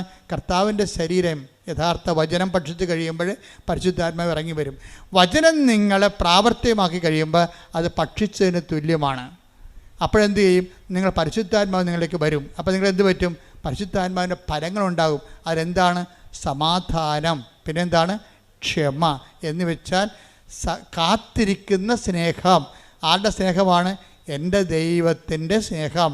എൻ്റെ ജീവിതത്തിൽ കർത്താവ് ഇടപെടാൻ പോകുന്നു. പക്ഷേ എൻ്റെ മക്കളെ, ഞാനൊരു കാര്യം നിങ്ങളോട് തുറന്ന് പറയണം കേട്ടോ. ഈ സ്നേഹം, ക്ഷമ അല്ലെങ്കിൽ സമാധാനം എന്ന് പറയണത് വരാൻ പോകുന്ന കാര്യങ്ങളെ കുറിച്ചുകൊണ്ട് പരിശുദ്ധാത്മാവ് നമുക്കൊരു നോട്ട് തരും. അങ്ങനെയാണ് നമുക്ക് സമാധാനം ഉണ്ടാകണത്. സുവിശേഷത്തെ സമാധാനം എന്ന് പറഞ്ഞാൽ അതാണ്. എന്ന് വെച്ചാൽ നമ്മൾ സുവിശേഷം ജീവിച്ച് കഴിയുമ്പോൾ, ദൈവത്തിൻ്റെ സ്നേഹത്തിൻ്റെ വക്താക്കളെ കഴിയുമ്പോൾ, പരിശുദ്ധാത്മാവ് വരാൻ പോകുന്ന കാര്യങ്ങളെക്കുറിച്ച് നമുക്കൊരു നോട്ട് തരും. അങ്ങനെയല്ല നമുക്ക് കാത്തിരിക്കുന്ന സ്നേഹമല്ലേ സമാധാനം. അപ്പം നമുക്ക് സംഭവിക്കാൻ പോകുന്ന കാര്യങ്ങളെക്കുറിച്ച് നമ്മൾക്ക് പരിശുദ്ധാത്മാവ് ഒരു നോട്ട് തരുമ്പോൾ നമ്മൾ സമാധാനമായിട്ടിരിക്കും. അതുകൊണ്ടാണ് ഇസ്രായേൽക്കാർ അങ്ങോട്ടും ഇങ്ങോട്ടും കാണുമ്പോഴും, ചിലർ മുസ്ലിംസ് അങ്ങോട്ടും ഇങ്ങോട്ടും കാണുമ്പോഴൊക്കെ ഈ സലാമൊക്കെ പറയും, ഷാലോം എന്ന് പറയും. ഈശോ തന്നെ പ്രത്യക്ഷപ്പെട്ട് കഴിഞ്ഞപ്പോൾ അലക്കുസ്ലാമ എന്ന് പറയും. എന്താണ്? സമാധാനം എന്നാണ്. എന്ന് വെച്ചാൽ വരാൻ പോകുന്ന ഈ പരിശുദ്ധാത്മാവിനെ കാത്തിരിക്കുക എന്നതിൻ്റെ അർത്ഥം. അലക്കുസ്ലാമ, നിങ്ങൾക്ക് സമാധാനം എന്ന് വെച്ചതിൻ്റെ അർത്ഥമാണ്. പിന്നെ എന്താ പറയുക? അലക്കുസ്ലാമ എന്ന് ഈശോ 7 പ്രാവശ്യം പറയും. 7 പ്രാവശ്യം പറഞ്ഞതിന് ശേഷം എന്താ പറയണത്? സ്ലാമ എന്ന് വെച്ച് കഴിഞ്ഞാൽ സമാധാനം, എന്ന് വെച്ച് കഴിഞ്ഞാൽ കാത്തിരിക്കുന്ന സ്നേഹം. ദൈവത്തിൻ്റെ പരിശുദ്ധാത്മാവ് നിങ്ങളിലേക്ക് വരാൻ പോകുന്നു. അപ്പോൾ സ്ലാമ എന്ന് ഈശോ പറഞ്ഞതിന് ശേഷമാണ് പറയണത്, ഞാൻ എൻ്റെ പിതാവിനോട് ചോദിക്കുകയും നിത്യം നിങ്ങളോടുകൂടി ആയിരിക്കുവാൻ മറ്റൊരാശ്വാസകനെ നിങ്ങൾക്ക് അയച്ചു തരികയും ചെയ്യും. ആശ്വാസകൻ എന്ത് ചെയ്യും? കർത്താവ് പറഞ്ഞിട്ടുണ്ട്, വരാൻ പോകുന്ന കാര്യങ്ങൾ നിങ്ങളോട് സംസാരിക്കും. Take the word of God. യോഹന്നാൻ 16:14. അവൻ സ്വമേധയാ ആയിരിക്കുകയില്ല സംസാരിക്കുന്നത്. പറഞ്ഞ അവൻ സ്വമേധയാ ആയിരിക്കുകയില്ല സംസാരിക്കുന്നത്. അവൻ കേൾക്കുന്നത് മാത്രം സംസാരിക്കും. അവൻ കേൾക്കുന്നത് മാത്രം സംസാരിക്കും. വരാനിരിക്കുന്ന കാര്യങ്ങൾ അവൻ നിങ്ങളെ അറിയിക്കും. അവൻ എനിക്കുള്ളവയിൽ നിന്ന് സ്വീകരിച്ച്. ഓക്കെ, എന്താ പ്രശ്നം വെച്ച് കഴിഞ്ഞാൽ നോക്കി ആ വാക്ക് നോക്കി, അതായത് ഒന്ന് ഏറ്റു പറഞ്ഞ വരാനിരിക്കുന്ന കാര്യങ്ങൾ അവൻ നിങ്ങളെ അറിയിക്കും. അപ്പൊ നിങ്ങൾ ഇന്റൻഷൻ വെക്കരുത്. 6 കാര്യങ്ങൾ പറയാൻ പറഞ്ഞില്ലേ? അപ്പോൾ പണ്ടൊക്കെ ഞാൻ പറയാമായിരുന്നു, ഞാൻ ഇടയ്ക്ക് പറയാൻ മറന്നുപോയതാ. ഇപ്പോൾ ആൾക്കാർ 6 കാര്യത്തിന് 7 കാര്യം എഴുതി വെക്കും. അതാണ് പ്രശ്നം. ഒരു കോളം വിട്ടാൻ പറയുമായിരുന്നു. 6 കാര്യങ്ങൾ ഒരു കോളം ഒന്നും എഴുതരുതെന്ന് പറയുമായിരുന്നു. എന്താ കാര്യം? അത് പരിശുദ്ധാത്മാവിൻ്റെ കോളമാണ്. അവിടെ പരിശുദ്ധാത്മാവാണ് വരേണ്ടത് അവിടെ. കാര്യം പരിശുദ്ധാത്മാവ് വന്ന എന്താ ഗുണമെന്ന് പറഞ്ഞാൽ, പരിശുദ്ധാത്മാവ് വന്ന വരാനിരിക്കുന്ന കാര്യങ്ങൾ 16-14 വർക്കൗട്ട് ചെയ്യും. എന്താ പറഞ്ഞത്? വരാനിരിക്കുന്ന കാര്യങ്ങൾ. യോഹന്നാൻ 16:14 എന്താണത്? വരാനിരിക്കുന്ന കാര്യങ്ങൾ അവൻ നിങ്ങളെ അറിയിക്കും. നിങ്ങളൊന്ന് പറഞ്ഞ വരാനിരിക്കുന്ന കാര്യങ്ങൾ അവൻ നിങ്ങളെ അറിയിക്കും. അപ്പോൾ വരാനിരിക്കുന്ന കാര്യങ്ങൾ എന്ന് പറയുമ്പോഴേ ഇപ്പം നമ്മൾ റെയിൽവേ സ്റ്റേഷനിലൊക്കെ നിൽക്കുമ്പോഴുണ്ടല്ലോ, ഇപ്പോൾ ചിലർ പറയും വണ്ടി താമസമാണ്, വണ്ടി ഇല്ല ഇന്ന് എന്നൊക്കെ പറയുമ്പോൾ ഈ ആൾക്കാർ അവിടെ നിൽക്കുമ്പോൾ ഈ കമ്പ്യൂട്ടറൊക്കെ നോക്കാൻ അറിയാൻ പാടില്ലാത്തവരാണെങ്കിൽ നമ്മൾ പ്രാന്ത് പിടിപ്പിക്കും. എന്താ കാര്യം? ഇന്ന് വണ്ടി ഇല്ലെന്നാണ് തോന്നുന്നത്, ആ വണ്ടി ഇല്ലെന്ന് തോന്നണം. അപ്പോഴാണ് കുറച്ച് കഴിയുമ്പോഴാണ് നമ്മൾ ആ കമ്പ്യൂട്ടറെ ആ വണ്ടിയുടെ നമ്പർ കുത്തി കഴിയുമ്പോഴാണ് ആ വണ്ടി നമുക്ക് ആലപ്പുഴ പോകേണ്ടതാണ്. ഇപ്പം നമ്മൾ തൃശ്ശൂർ നിൽക്കുകയാണ്, ആ വണ്ടി തൃശ്ശൂരിന് വടക്കാഞ്ചേരി എത്തിയെന്ന് കാണിക്കും അവിടെ. അപ്പോൾ വരാനിരിക്കുന്ന കാര്യങ്ങൾ അറിയുമ്പോൾ നമുക്ക് സമാധാനം കിട്ടത്തില്ലേ? ഇല്ലേ? തൃശ്ശൂർ വണ്ടി ഇല്ലെന്നൊക്കെ പറഞ്ഞപ്പോൾ പക്ഷേ വാച്ച് നോക്കി ഇനി അടുത്ത വണ്ടിക്ക് പോകണമല്ലോ, നടന്ന് പോകണ, ബസ്സിന് പോകണമെന്നൊക്കെ ചോദിച്ചാൽ നമുക്ക് സമാധാനം പോയിരിക്കുകയല്ലേ? അപ്പോഴാണ് കമ്പ്യൂട്ടറിൽ നമ്മൾ വണ്ടിയുടെ നമ്പർ അടിക്കണത്. അപ്പോൾ എന്താ പറയും? വടക്കാഞ്ചേരി എന്ന് കാണിക്കും. അപ്പോൾ തൃശ്ശൂർ നിൽക്കുന്ന പാർട്ടി കുഴപ്പമില്ല, ഇനിയിപ്പോൾ അരമണിക്കൂറിൽ വണ്ടി ഇവിടെ വരും. വരാതിരിക്കുമ്പോൾ അപ്പോൾ നമുക്ക് എന്താ സംഭവിച്ചത്? നമുക്ക് സമാധാനം കിട്ടി. അതാണ് ഈ പറയണത്. അപ്പോൾ സമാധാനവും പരിശുദ്ധാത്മാവും തമ്മിൽ ബന്ധമുണ്ട്. എങ്ങനെ ഉള്ള ബന്ധമാണ്? വരാൻ പോകുന്ന കാര്യങ്ങൾ അവൻ നിങ്ങളെ അറിയിക്കും. ഇപ്പം ക്ഷമയെന്ന് പറഞ്ഞാൽ എന്താണ്? കാത്തിരിക്കുന്ന സ്നേഹം. അപ്പം ക്ഷമയും സമാധാനവും ഒരു സംഭവം തന്നെയാണ്. രണ്ട് അനുഭവങ്ങളാണ്. എന്ന് വെച്ച് കഴിഞ്ഞാൽ ഒന്നിൻ്റെ അകത്ത് ഈ സമാധാനം കാത്തിരിക്കുന്ന സ്നേഹമാണ് സമാധാനമെങ്കിൽ ആ കാത്തിരിക്കാൻ വരുമ്പോൾ മനുഷ്യന് വരുന്നതാണ് ക്ഷമ കെടും. ക്ഷമ കെടെന്ന് പറഞ്ഞതില്ലേ, ക്ഷമക്കൊരു കുഴപ്പമുള്ളത് പെട്ടെന്ന് ഈ സാധനം കാറ്റ് വരുമ്പോൾ കെട്ടുപോകും. വിളക്കിന് പിടിക്കണ പോലെ വിളക്ക് കത്തിച്ചാൽ നമ്മളെന്ത് ചെയ്യും? കാറ്റുണ്ടെങ്കിൽ കൈ പിടിക്കും, ഇല്ലേ? ഈ കൈ പിടിക്കുന്ന പരിപാടിക്കാണ് ക്ഷമ, സഹിക്കുന്ന സ്നേഹമെന്ന് പറയണത്. ക്ഷമയെന്ന് പറഞ്ഞാൽ എന്താണ്? സഹിക്കുന്ന സ്നേഹമാണ്. കാത്തിരിക്കുന്ന സ്നേഹം തന്നെയാണ്, പക്ഷേ അതിൻ്റെ അകത്ത് കാത്തിരിക്കുന്ന സ്നേഹം സമാധാനമാണ്, സഹിക്കുന്ന സ്നേഹം ക്ഷമയാണ്. അപ്പോൾ ഈ കാത്തിരിക്കുന്ന സ്നേഹത്തിന് ചില സമയത്ത് ഇത്തിരി നീട്ടം കൂടിപ്പോയി കഴിഞ്ഞാൽ നമുക്കൊരു ക്ഷമകേട് വരും. ആ ക്ഷമകേട് വരാൻ വേണ്ടി എന്തു ചെയ്യും? നമ്മൾ ക്രിസ്തുവിൻ്റെ നാമത്തിലേക്ക് നമ്മുടെ ക്ഷമകേട് നമ്മൾ അക്കൗണ്ട് ചെയ്യും. കർത്താവേ, നിൻ്റെ നാമത്തിൽ ഞാനിവിടെ ഇരുന്നൊരു കൊന്തയില്ലോ, നല്ല കാര്യം, ഇനി കൊന്തയില്ല, ഒരു സമയം കിട്ടിയല്ലോ, നന്ദി. കണ്ട ക്ഷമ വരെ കണ്ടില്ലേ? അല്ലെങ്കിൽ നമ്മൾ വാച്ച് നോക്കിയിരിക്കും. അല്ലെന്നുണ്ടെങ്കിൽ നമുക്ക് ക്ഷമയുള്ളവനാണെങ്കിൽ, കർത്താവിൻ്റെ ക്ഷമ പരിശുദ്ധാവിൻ്റെ ഫലമുള്ളവരാണെങ്കിൽ നമ്മൾ അവിടെ നിന്ന് ജപമാല ചെല്ലും. നമ്മളെന്ത് ചെയ്യും? എന്നിട്ട് നമ്മളോട് ഈ എവിടെയെല്ലാം കർത്താവിന് കാലുകുത്താൻ പറ്റണില്ല ആ രാജ്യങ്ങളെല്ലാം നമ്മളെ സമർപ്പിച്ച് പ്രാർത്ഥിക്കും. നോക്കിയേ, അപ്പോഴേ വണ്ടി വരുമ്പോഴും നമ്മൾ കയറത്തില്ല. കർത്താവേ, കൊന്ത 4ാമത്തെ ദിവസം വരെ എത്തിയുള്ളൂ, ഒരു ദിവസം കൂടി കഴിഞ്ഞിട്ട് കൊന്ത വണ്ടി വന്നാൽ ഇപ്പോൾ എന്താ പറ്റി? ആളെൻ്റെ മാറ്റം കണ്ട. നമ്മൾ 4 രഹസ്യം ചെല്ലിയപ്പോൾ വണ്ടി വന്ന്, അപ്പോൾ നമ്മൾ കരയേക്കാം, അകത്തിരുന്ന് കരയേക്കാം, അകത്തിരുന്ന് ചെല്ലിയേക്കാം എന്ന് വിചാരിക്കും. എന്താ കാര്യം? അപ്പോൾ വണ്ടി വന്നത് നമ്മളെ നേരത്തെ വന്ന പോലെ നമുക്ക് തോന്നി. ഇപ്പോൾ അതിനാണ് ക്ഷമ എന്ന് പറയുന്നത്. പരിശുദ്ധാത്മാവിൻ്റെ ഫലമാണ്. ഞാൻ മുമ്പ് പറഞ്ഞതാണ് സത്യം. ദൈവം എന്ത് സമ്പൂർണ്ണ A+B² = A² + 2ab+2b² എന്ന് പറഞ്ഞാലും ശരി, എന്ത് സങ്കീർണമാക്കി ദൈവത്തെ നിങ്ങൾ മാറ്റിയാലും ശരി, ദൈവത്തിനെ സങ്കീർണമാക്കി മാറ്റിയതാണ് അക്കാഡമികളുടെ ഏറ്റവും വലിയ ദുരന്തം എന്ന് പറയുന്നത്. ദൈവത്തിന് നമ്മൾ എന്ത് സങ്കീർണമാക്കി മാറ്റിയാലും ഓർക്കുക, കറണ്ട് എത്ര ഉൽപ്പാദിപ്പിച്ചാലും വരേണ്ടത് വയറിലൂടെയാണ്. വരേണ്ടത് ദൈവം എത്ര പവർഫുള്ളാണെന്ന് പറഞ്ഞാലും, ഓമിനിപ്പൊട്ടൻ്റാണ്, ഓംനിഷ്യൻ്റ് ആണെന്നൊക്കെ പറഞ്ഞാലും, ഇനി അത് എക്സ്പ്ലെയിൻ ചെയ്ത് നിന്നാൽ പോലും ഇത് നമ്മളുമായിട്ട് കമ്മ്യൂണിക്കേറ്റ് ചെയ്യേണ്ടത് വയറിലൂടെയാണ്, പ്രാർത്ഥനയിലൂടെയാണ്, ദൈവസ്നേഹത്തിൻ്റെ പ്രവർത്തനങ്ങളിലൂടെയാണ്. കോമൺ പീപ്പിൾ കൈകാര്യം ചെയ്യണത് ആ മേഖലയാണ് കൈകാര്യം ചെയ്യണത്. എന്നുവെച്ചാൽ ദൈവത്തെ ടാപ്പ് ചെയ്യുന്നതിന്, ദൈവത്തിൻ്റെ ശക്തി നമ്മളിലേക്ക് അപ്ലോഡ് ചെയ്യുന്നതിന് സിമ്പിളായിട്ടുള്ള മെത്തേഡുകൾ ഉപയോഗിക്കുന്നു കോമൺ പീപ്പിൾ. എന്നിട്ട് ജീവിതത്തിൻ്റെ സങ്കീർണതകളെ ദൈവത്തിൻ്റെ സ്നേഹം കൊണ്ട് അവർ അതിനെ ഫേസ് ചെയ്യുകയാണ്. ദൈവമാണെങ്കിൽ ഇതിനു വേണ്ടി അങ്ങോട്ട് ഇരിക്കുകയാണ്. എന്ന് വെച്ചാൽ നമ്മൾക്ക് എന്തുമാത്രം സിമ്പിളായിട്ട് മനസ്സിലാക്കി തരാം അത്രയും സിമ്പിളായിട്ട് മനസ്സിലാക്കും. ദൈവത്തെക്കുറിച്ച് സൈന്യങ്ങളുടെ കർത്താവാണ്, അതുപോലെ തന്നെ ദൈവം എല്ലാം നന്മ സ്വരൂപനാണ്, ദൈവം സച്ചിദാനന്ദനാണ്, എന്തെല്ലാം കാര്യങ്ങളാണ് യേശുവിന് മുമ്പ് ലോകം പറഞ്ഞത്. ഇന്ത്യക്കാരെല്ലാം പറഞ്ഞു ദൈവം സച്ചിദാനന്ദ, സത്ത്, ചിത്ത്, ആനന്ദം എല്ലാം കൂടെ ഒരുമിച്ചിരുന്ന ആളാണ്. ദൈവത്തിൽ സങ്കടമില്ല, ദൈവത്തിൽ മ്യൂട്ടേഷൻ ഇല്ല, ഒന്നുമില്ലെന്ന് പറയും. ഇംഗ്ലീഷുകാരൻ പറയും ഗോഡ്, ദൈവം ഗോഡാണെന്ന് പറയും. എന്താ കാര്യം? ദൈവം എല്ലാം നന്മ, ഗുഡ്നെസ്സാണ്, എല്ലാം നന്മകളുടെ സ്വരൂപനാണെന്ന് പറയും. യഹൂദൻ പറയും ദൈവം സൈന്യങ്ങളുടെ കർത്താവാണ്, ഞങ്ങൾക്ക് ആൾക്കാർ കുറവാണ്, ഞങ്ങൾ കുറച്ച് ആൾക്കാർ, ഇപ്പോഴും 1 കോടി ആൾക്കാരുള്ളൂ, ഞങ്ങൾക്ക് വേണ്ട സൈന്യമാണ്, അപ്പം ഞങ്ങളുടെ സൈന്യം ദൈവമാണ്. അതുകൊണ്ട് എപ്പോഴും പറയും കർത്താവേ സൈന്യങ്ങളുടെ കർത്താവേ, അങ്ങനെ വാസസ്ഥലം എത്ര മനോഹരം എന്ന് പറയും. അവർ സൈന്യങ്ങളുടെ കർത്താവാണ്. ഈശോ വന്നപ്പോൾ പറഞ്ഞു സൈന്യങ്ങളുടെ കർത്താവ് അല്ലെന്ന് ഈശോ പറഞ്ഞില്ല. പറഞ്ഞോ? ഗുഡ്നെസ് അല്ലെന്ന് ഈശോ പറഞ്ഞാൽ അല്ല, സച്ചിദാനന്ദ അല്ലെന്ന് ഈശോ പറഞ്ഞില്ല, ഇതൊന്നും നിഷേധിച്ചില്ല. പൂർവ്വകാലങ്ങളിൽ take the word of God, ഹെബ്രായർ 1:1. പൂർവ്വകാലങ്ങളിൽ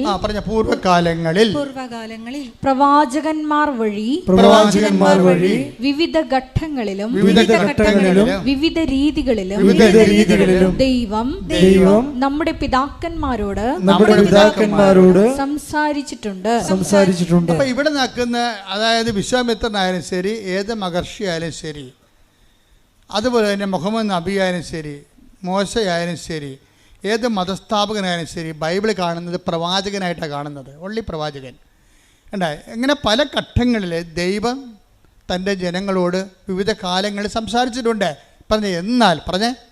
എന്നാൽ ഈ അവസാന നാളുകളിൽ, അവസാന കാലങ്ങളിൽ തന്റെ പുത്രൻ വഴി അവിടുന്ന് നമ്മോട് സംസാരിച്ചിരിക്കുന്നു. എന്താണ് സംസാരിച്ചത്? ദൈവം ആരാണെന്ന് പറഞ്ഞത്? ഫാദർ. അതാണ് വിഷയം. എല്ലാം മറന്നു കേട്ടാ, എല്ലാം റൈറ്റ് ഓഫ് ചെയ്തിട്ട് ദൈവത്തിന് ഒറ്റ ഹെഡിങ് കൊടുത്ത്. എന്താണ്? ഫാദർ. പ്രാർത്ഥിക്കാൻ പറയുമ്പോൾ പറയും കർത്താവേ ഞങ്ങൾക്ക് ദൈവത്തോട് പ്രാർത്ഥിക്കണം. അപ്പോൾ പറയും പ്രാർത്ഥിക്കുമ്പോൾ ഇങ്ങനെ പ്രാർത്ഥിക്കുക, സ്വർഗ്ഗസ്ഥനായ ഞങ്ങളുടെ പിതാവേ. ആർക്കും പ്രാർത്ഥിക്കാൻ പറ്റുന്നതാണ്. അപ്പോൾ ദൈവം പിതാവാണെന്ന് പറയുമ്പോഴേ എന്ത് പിതാവാണ്? തൻ്റെ ഏകജാതനെ നൽകാൻ തക്ക വിധം അത്രമാത്രം നമ്മളെ സ്നേഹിക്കുന്ന യേശുക്രിസ്തുവിന്റെ പിതാവാണ്. കൈയടിക്കട്ടെ, ശ്രദ്ധിക്കട്ടെ.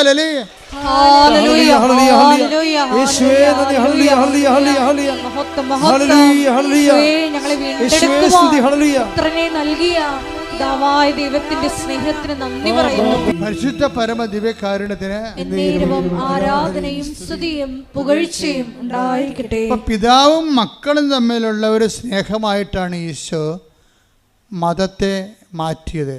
നമ്മുടെ ബന്ധം, മതമെന്ന് പറയുന്നത് എന്താണ്? റിലേഷൻ, ബന്ധം. മതമൊന്നും വിളിക്കേണ്ട കാര്യമില്ല, റിലേഷൻ. നമ്മൾ തമ്മിലുള്ള ദൈവമായിട്ടുള്ള റിലേഷനെ ദൈവം എങ്ങനെയാണ് മാറ്റിയിരിക്കുന്നത്? പിതാവും മക്കളും തമ്മിലുള്ള ബന്ധമായിട്ട് മാറ്റി. ആ ബന്ധമാണ് റിലേഷൻ, അതാണ് മതമെന്ന് പറയണം. അപ്പോൾ ഈ ബന്ധമെന്ന് പറയുമ്പോൾ ആ ബന്ധത്തിൽ എന്താണ്? ആ ബന്ധത്തിൽ ഉരുത്തിരിഞ്ഞതാണ് ക്ഷമ.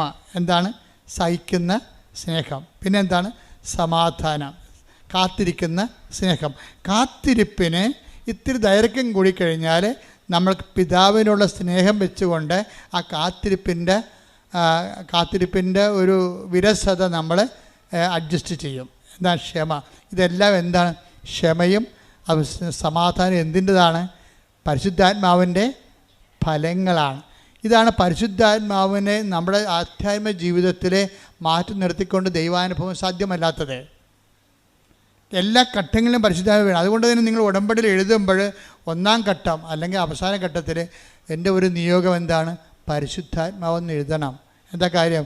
പരിശുദ്ധാത്മാവിനെ നമ്മൾക്ക് ലഭിക്കാൻ, നമ്മൾക്ക് പണം കൊടുക്കാൻ, അതിന് ജീവൻ കൊടുക്കാൻ മതിയാകാത്തത് കാരണം അതിനു വേണ്ടിയാണ് ഈശോ വില കൊടുത്തിരിക്കുന്നത്.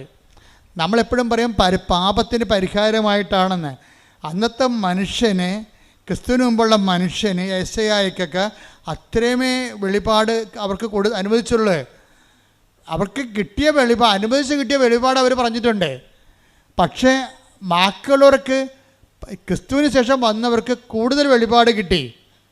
അതാണ് പരിശുദ്ധാത്മാവ് അവർ കൂടുതൽ സംസാരിക്കണത്. പക്ഷെ ഇത് ആദ്യം സംസാരിച്ച ആരോടാണ്? അമ്മയോടാണ് സംസാരിച്ചത്. പരിശുദ്ധാത്മാവെന്ന് പറയുന്ന ആദ്യ വാക്ക് ദൈവം സംസാരിക്കണ ആരോടാണ്? വെളിപാട് കൊടുക്കുന്ന ആർക്കാണ്? ഇതെങ്ങനെ സംഭവിക്കുമെന്ന് ചോദിക്കുമ്പോൾ എന്ത് പറയും? പരിശുദ്ധാത്മാവ് വേണ്ട രംഗപ്രവേശനം ചെയ്യണം. കണ്ട ആരോടാണ്? ഫസ്റ്റ് കൈനീട്ടം പോലെ പരിശുദ്ധാത്മാവിനെ കൊടുക്കുന്ന ആർക്കാണ്? പരിശുദ്ധാത്മാവ് നിൻ്റെ മേൽ വരും എന്ന് പറഞ്ഞേ. പരിശുദ്ധാത്മാവ് നിന്റെ മേൽ വരും. തന്നിമിത്തം നിന്നിൽ നിന്ന് ഉത്ഭവിക്കുന്നവൻ അത്യുന്നതൻ ദൈവപുത്രനെന്ന് വിളിക്കപ്പെടും. അപ്പൊ പരിശുദ്ധാത്മാവ് നിന്റെ മേൽ വരുമെന്ന് പറയണ ആ സെക്കൻഡില് തന്നെ എന്ത് സംഭവിക്കും?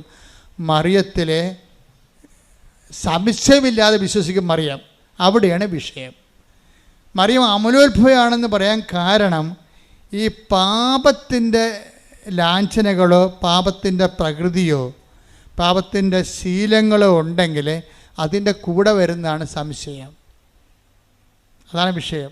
അപ്പം അതുകൊണ്ടാണ് ഉടമ്പടിയിൽ 2 ആഴ്ച ഒരിക്കൽ കുമ്പസാരിക്കണമെന്നും കുമ്പസാരിക്കാൻ പറ്റാത്ത അതിനുള്ള സംവിധാനം ഇല്ലാത്ത ആൾക്കാർ വിശുദ്ധിയോടെ ജീവിക്കണമെന്ന് പറഞ്ഞതിൻ്റെ കാരണം അതാണ്. എന്താ കാരണം വെച്ച് കഴിഞ്ഞാൽ ദൈവസ്നേഹത്തിൻ്റെ കൂടെ തന്നെയാണ് ഇതുപോലെ നമ്മൾക്ക് ദൈവത്തോടുള്ള ഒരു നിഷ്കളങ്കമായ സ്നേഹമില്ലെങ്കിൽ, അതായത് ദൈവത്തോട് സ്നേഹമെന്ന് പറയുമ്പോഴേ തൻ്റെ നിഷ്കളങ്കമായിരിക്കണം. അത് വേറെ ഉദ്ദേശം വെച്ചുള്ള സ്നേഹമായിരിക്കരുത്. എഫെസസ് 1:4 എടുത്ത് തന്റെ മുമ്പാകെ, എഫെസസ് 1:4 തൻ്റെ മുമ്പാകെ സ്നേഹത്തിൽ പരിശുദ്ധരും. സംഭവം തൻ്റെ മുമ്പാകെ സ്നേഹത്തിൽ പരിശുദ്ധരും. അതിൻ്റെ വേറെ ഉദ്ദേശമൊന്നും ഇല്ലാത്ത സ്നേഹമാണ്. അതാണ് പരിശുദ്ധ സ്നേഹം എന്ന് പറയുന്നത്. സ്നേഹം പലതും അളട്രേറ്റഡ് സ്നേഹമുണ്ട്, വേറെ എന്തൊക്കെ കലർപ്പുള്ള സ്നേഹമുണ്ട്. ഇതങ്ങനല്ല. തൻ്റെ മുമ്പാകെ സ്നേഹത്തിൽ പരിശുദ്ധരും നിഷ്കളങ്കരുമായിരിക്കാൻ ലോകസ്ഥാപനത്തിന് മുമ്പ് തന്നെ അവിടുന്ന് നമ്മെ ക്രിസ്തുവിൽ തിരഞ്ഞെടുത്തു.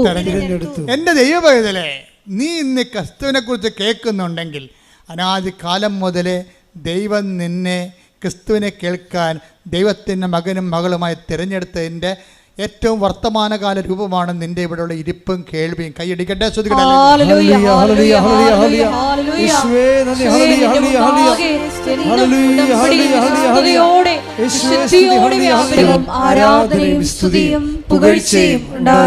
ഇപ്പോഴെന്താ വരണം നോക്കിയേ?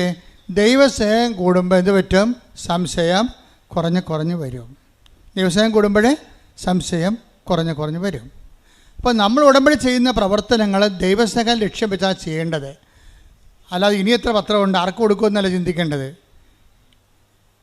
ഇനി എത്ര പത്രമുണ്ട് ആർക്ക് കൊടുക്കുന്നത്? അവർ വല്ലതും പറയുക, പത്രം കൊടുക്കുമ്പോൾ അവർ വല്ലതും പറയട്ടെ. നമ്മുടെ തന്തക്ക് തന്നെ വിളിക്കട്ടെ.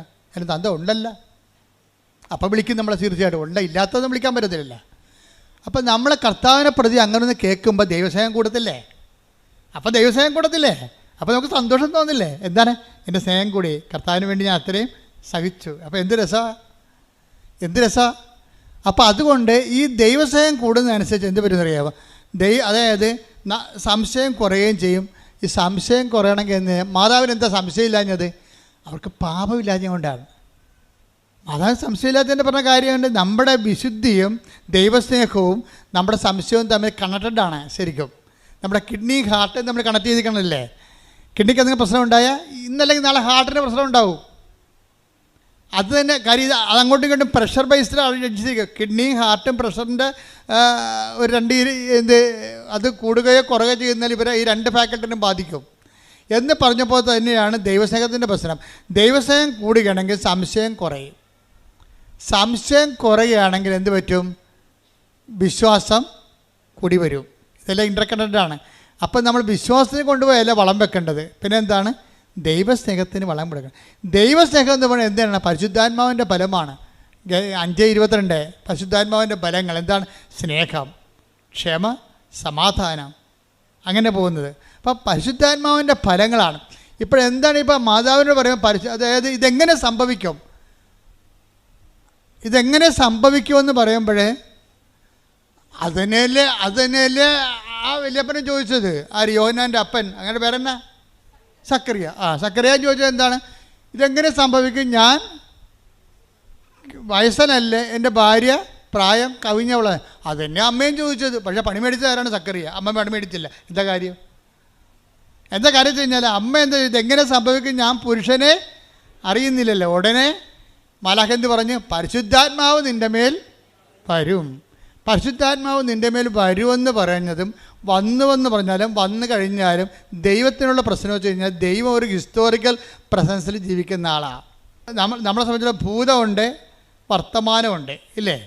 ദൈവത്തിന് ഈ പറഞ്ഞ സംഭവം ഒന്നുമില്ല.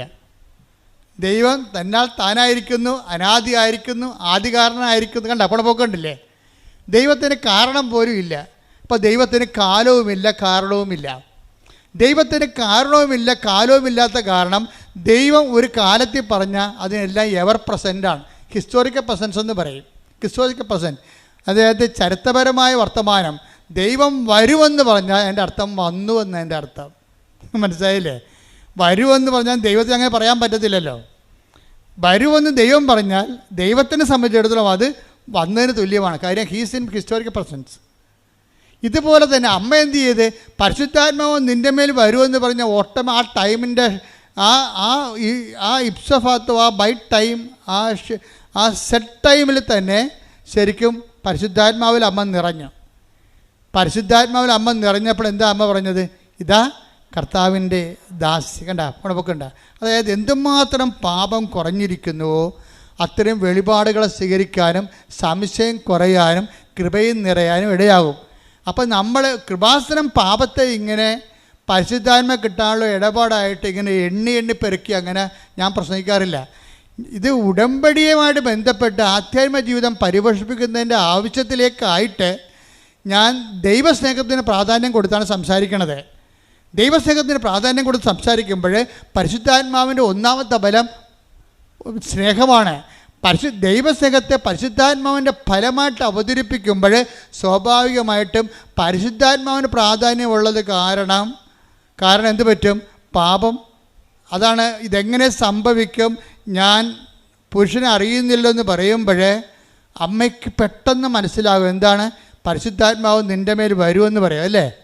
പരിശുദ്ധാത്മാവ് നിൻ്റെ മേൽ വരുമെന്ന് പറയുമ്പോൾ അമ്മയെ സംബന്ധിച്ചിടത്തോളം ഒരു കൺഫ്യൂഷനുമില്ല. അമ്മയ്ക്ക് പരിശുദ്ധാത്മാവ് ജ്ഞാനം കൊടുത്തിട്ട് പറയും, മേരി ഇന്ന് വരെ പറഞ്ഞതെല്ലാം കർത്താവിൻ്റെ ആത്മാവ് ദൈവത്തിൻ്റെ ആത്മാവെന്ന് നിന്നോടാണ് ആദ്യമായിട്ട് ഈ വെളിപാട് പറയണത്. പരിശുദ്ധാത്മാവിന് പരിശുദ്ധാത്മാവ് എന്നുള്ള പേരുള്ളത് ഇപ്പോഴാണ്. പണ്ട് ആദി ദൈവം ആകാശം ഭൂമിയിൽ സൃഷ്ടിച്ചു, ഭൂമി രൂപരഹിതമായിരുന്നു, ആഴത്തിന് മീതെ അന്ധകാരം വ്യാപിച്ചിരുന്നു, അന്ധകാരത്തിന് ജലപ്പരപ്പിലൂടെ ദൈവത്തിൻ്റെ ആത്മാവ്. പരിശുദ്ധാത്മാവല്ലേ? ആണ്. പക്ഷെ അവിടെ വിളിക്കണത് എന്താണ്? ദൈവത്തിൻ്റെ ആത്മാവ്. എസെക്കിയേൽ 37 വിളിക്കണത് എന്താണ്? കർത്താവിൻ്റെ ആത്മാവ് എന്നെ മരുഭൂമിയിലേക്ക് കൂട്ടിക്കൊണ്ടുപോയി. മനുഷ്യപുത്ര നീ എന്ത് കാണുന്നു? ഞാൻ പറഞ്ഞു അസ്ഥികൂടങ്ങൾ. അവ ജീവിക്കുമോ? കർത്താവെ അങ്ങയ്ക്കറിയാം. അവിടെ എന്താണ്? കർത്താവിൻ്റെ ആത്മാവാണ്. അപ്പോൾ ദൈവത്തിൻ്റെ ആത്മാവ്, കർത്താവിൻ്റെ ആത്മാവ്. മറിയത്തോട് പറയുമ്പോഴാരും പരിശുദ്ധാത്മാവെന്ന് പറയും. പരിശുദ്ധാത്മാവ് എന്താ കാര്യം? അടി തുടങ്ങാൻ പോകണമെന്നതിൻ്റെ അർത്ഥം ആർക്കാ മനസ്സിലാകാത്തത്? മനസ്സിലാകുന്നതിന് ശരിക്കും മനസ്സിലായിട്ടുണ്ട്. അടി തുടങ്ങാൻ പോകണം. എന്താണ്? നിനക്ക് സ്ത്രീക്കും തമ്മിലും നിൻ്റെ സന്തതിക്കും സ്ത്രീയുടെ സന്തതിക്കും തമ്മിലും ഞാൻ ശത്രുത ഉളവാക്കും. അശുദ്ധാത്മാവിൻ്റെ അവതാരമായിട്ടല്ല മറ്റേ പാപരൂപം വരണത്. അപ്പോൾ പാപത്തിന് പരിഹാരം ചെയ്യാൻ ക്രിസ്തുവിനെ മനുഷ്യാവതാരത്തിലൂടെ വചനം മാംസമാകുന്ന ആ സ്വർഗീയ പ്രക്രിയയിൽ യുദ്ധം പ്രഖ്യാപിക്കുകയാണ്. നിനക്കും സ്ത്രീക്കും തമ്മിൽ ഉൽപ്പത്തി 3:15 വർക്കൗട്ട് ചെയ്യും. എന്താ കാര്യം? ഇനി അശുദ്ധാത്മാവിനെ മുൻനിർത്തിക്കൊണ്ടാണ് പരിശുദ്ധാത്മാവെന്ന് പറയണത്. അശുദ്ധാത്മാവുണ്ട്, അതുമായിട്ടാണ് ഇനി യുദ്ധം വരാൻ പോണത്. അതിനെ മറിയത്തെ തന്നെ എക്വിപ്പ് ചെയ്യാണ്. മറിയത്തിലൂടെ ജനിക്കുന്നവനാണ് അവൻ്റെ തലയെ തകർക്കാൻ പോണത്. ശ്രുതികട്ടെ ശ്രുതികട്ടെ. ഹല്ലേലൂയ. ഹല്ലേലൂയ,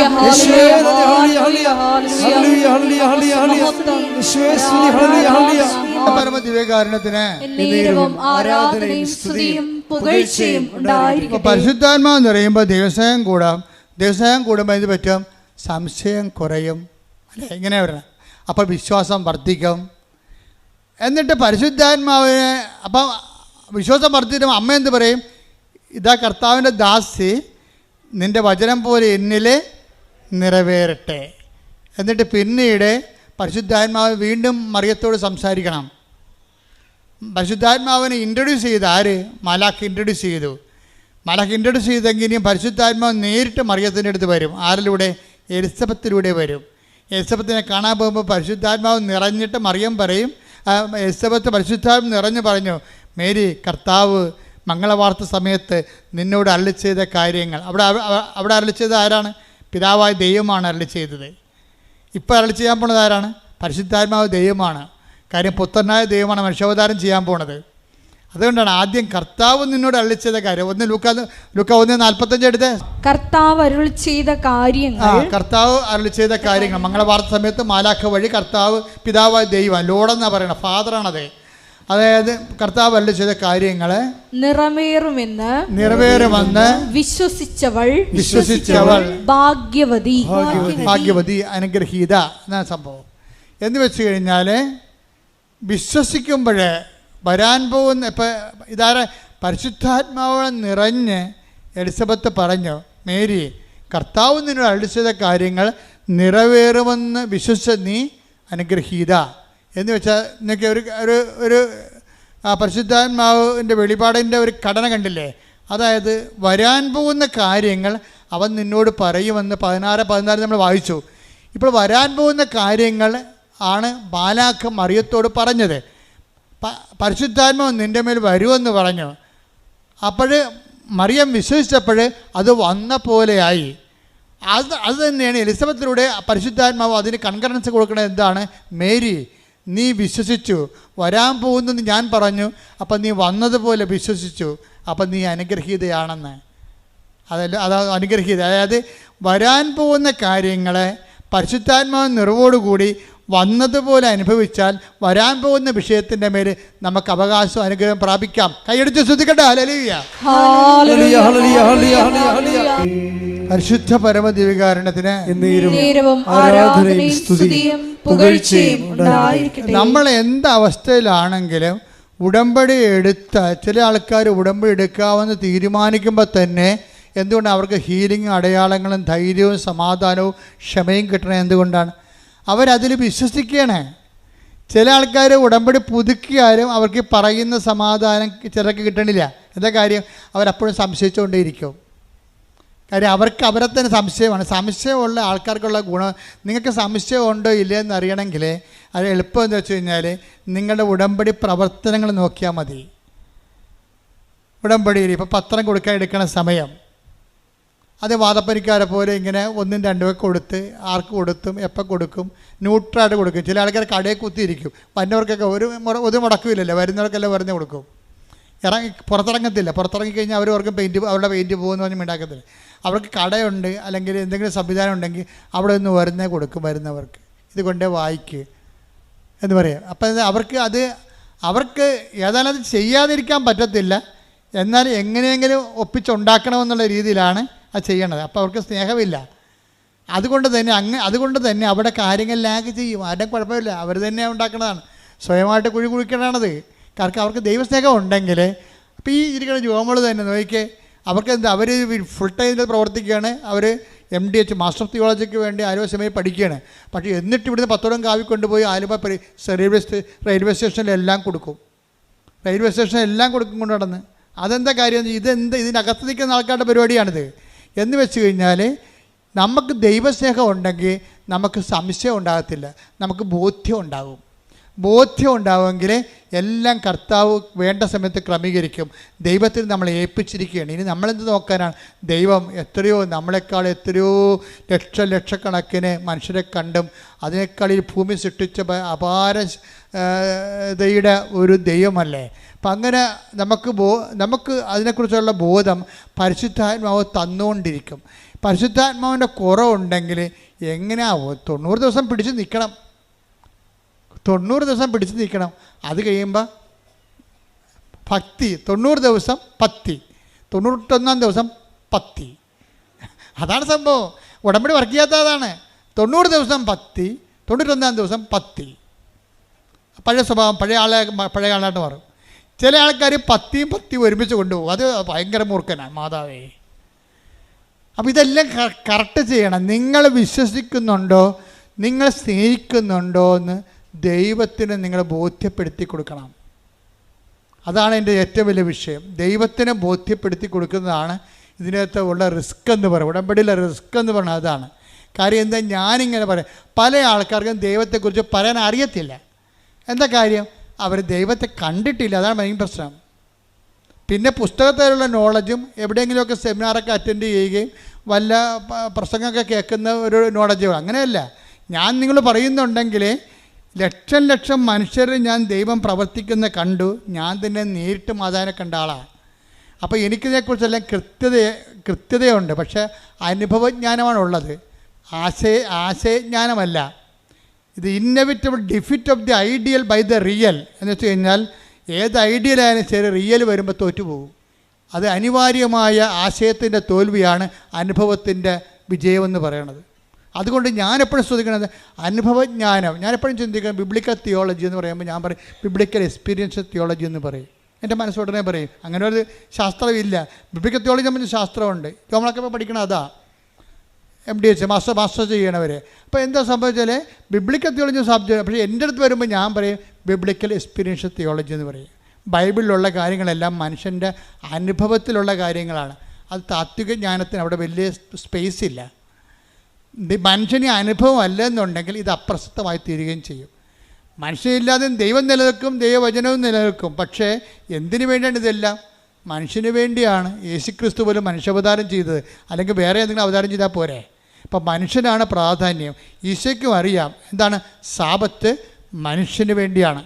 സാബത്ത് മനുഷ്യന് വേണ്ടിയാണെന്ന് പറയുമ്പോൾ വചനവും വചനത്തിൻ്റെ വ്യാഖ്യാനവും സ്പിരിച്വാലിറ്റിയും ആധ്യാത്മികതയും എല്ലാം എന്താണ് മനുഷ്യ ജീവിതത്തിന് വേണ്ടിയും. ഈ കാലം നമ്മളെപ്പോഴും ദൗത്യം പൂർത്തിയായി കഴിയുമ്പോൾ മനുഷ്യൻ ദൈവത്തിൽ തിരിച്ചെത്തിച്ചേരാൻ വേണ്ടിയുള്ള സംവിധാനമാണ് സഭയെന്ന് പറയുന്നത്. കയ്യടിക്കട്ടെ, സ്തുതിക്കട്ടെ. ഹല്ലേലൂയ.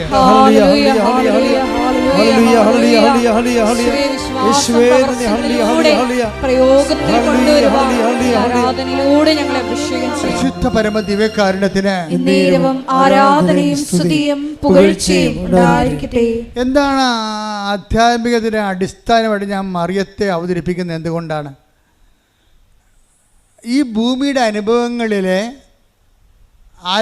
അനുഭവത്തിൻ്റെ ആൽഫയും ഒമേഗയുമാണ് മറിയമെന്ന് പറയണത്. ആധ്യാത്മിക അനുഭവത്തിൻ്റെ ആൽഫയും ഒമേഗയാണ്. എന്താ കാര്യം? ഒന്ന്, അവർ പുരുഷനെ അറിയാതെ ഗർഭം ധരിക്കുമ്പോൾ തന്നെ, പരിശുദ്ധാത്മാവ് ഗർഭം ധരിക്കുമ്പോൾ തന്നെ അതിൻ്റെ നാണക്കേടും മാനക്കേടും സ്ത്രീയെപ്പോലെ അനുഭവിച്ചിട്ട് അവർ പെരുവഴി പ്രസവിക്കാൻ വേണ്ടി ദൈവം വിടുകണവരാണ്.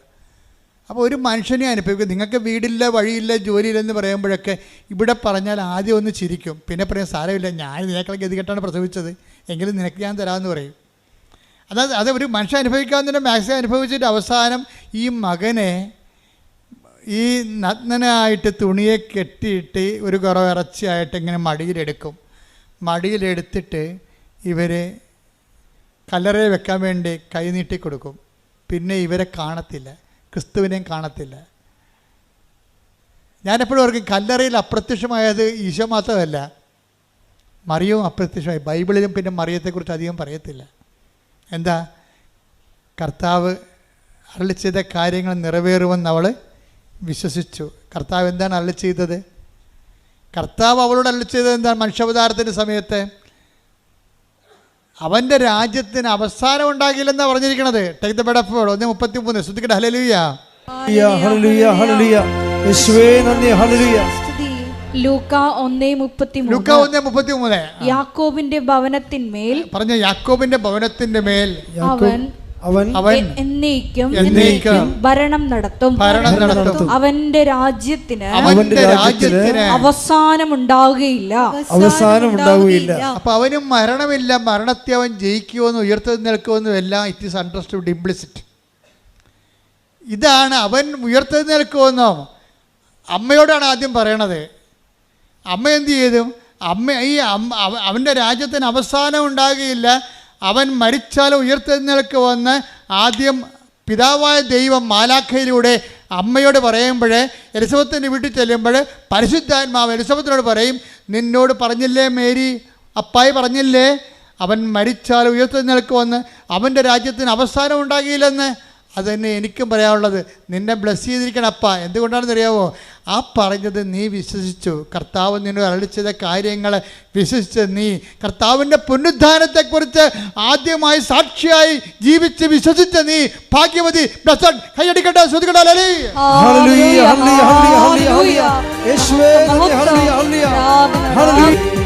പരിശുദ്ധ പരമദിവ്യകാരുണ്യത്തിന് ആരാധനയും സ്തുതിയും പുകഴ്ചയും ഉണ്ടായിരിക്കട്ടെ. അപ്പോൾ പുനരുദ്ധാനത്തിൻ്റെ പ്രഥമ സാക്ഷി ആരാണ്? അമ്മയാണ്. അമ്മയുടെ ജീവിതം മുഴുവനും അപ്പോസ്തലന്മാർ പുനരുദ്ധാനത്തിന് സാക്ഷിയാകണത് കർത്താവ് പുനരുദ്ധാനം കഴിഞ്ഞതിന് ശേഷമാണ്. പക്ഷേ എല്ലാവരും മഗ്ദലേന മറിയം ഉൾപ്പെടെ പുനരുദ്ധാനത്തിന് സാക്ഷിയാകണത് കർത്താവിൻ്റെ പുനരുദ്ധാനത്തിന് ശേഷമാണ്.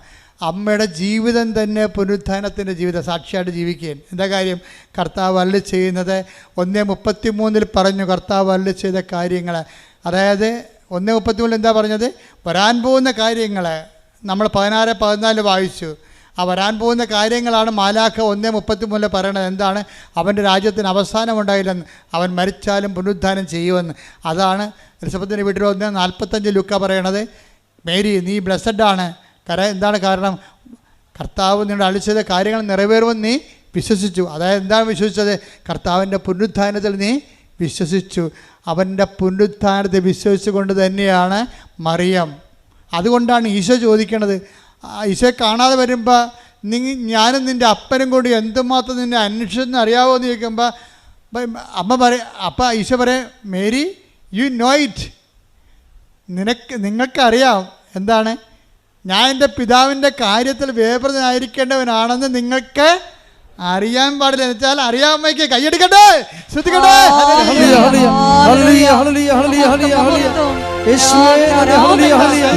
ഈ കുരിശിൻ്റെ വഴികളിലൂടെ എല്ലാം ബോധം കെട്ട് വീഴാതെ യോഹന്നാൻ പറയും, കണ്ടില്ലേ അമ്മയുടെ നിപ്പ് കണ്ടില്ലേ? പുനരുദ്ധാനത്തിൻ്റെ സാക്ഷിയായിട്ട് മരിച്ചു കിടക്കുന്ന മകൻ്റെ മുമ്പിൽ ഏതെങ്കിലും അമ്മ ഇങ്ങനെ നിൽക്കുമോ? ഏതമ്മയാലും ബോധം കെട്ട് താഴെ വീണ് കിടക്കത്തില്ലേ? കണ്ടില്ലേ? നിൽക്കണ നിപ്പ് കണ്ടില്ലേ? എന്താണ്? അമ്മ കുരിശിൻ്റെ ചുവട്ടിൽ നിന്നിരുന്നു. ആരായിട്ട് നിന്ന്? ഈശോയുടെ പുനരുദ്ധാനത്തിൻ്റെ സാക്ഷിയായിട്ട്. ഇപ്പം നിന്നതല്ലല്ലോ, മംഗളവാർത്ത കാലം മുതൽ തന്നെ അവർ പുനരുദ്ധാനത്തിൻ്റെ സാക്ഷിയാണ്. അതുകൊണ്ട് തന്നെയാണ് പല വിഷയങ്ങളും അമ്മ ഹൃദയത്തിൽ സംഗ്രഹിക്കണത്. എന്താണ് സംഗ്രഹിക്കണത്? എല്ലാത്തിൻ്റെ അവസാനം എൻ്റെ മകൻ ദൗത്യം പൂർത്തിയാക്കി പുനരുദ്ധാനം ചെയ്യും, ലോകത്തിൻ്റെ രക്ഷ കൈവരും. രക്ഷയെ ധ്യാനിച്ചുകൊണ്ടാണ് അമ്മ എല്ലാ ക്രിസ്തുവിലൂടെ സംഭവിക്കാൻ പോകുന്ന പുനരുദ്ധാനത്തിലൂടെ വരാൻ സമാഗതമാകാൻ പോകുന്ന മനുഷ്യൻ്റെ രക്ഷയെ ധ്യാനിച്ചുകൊണ്ട് അമ്മ ഒറ്റ വാക്കിൽ ഒതുക്കും. എന്താണ്? മേരി ഹൃദയത്തിൽ സംഗ്രഹിച്ചു. കയ്യടിക്കട്ടെ.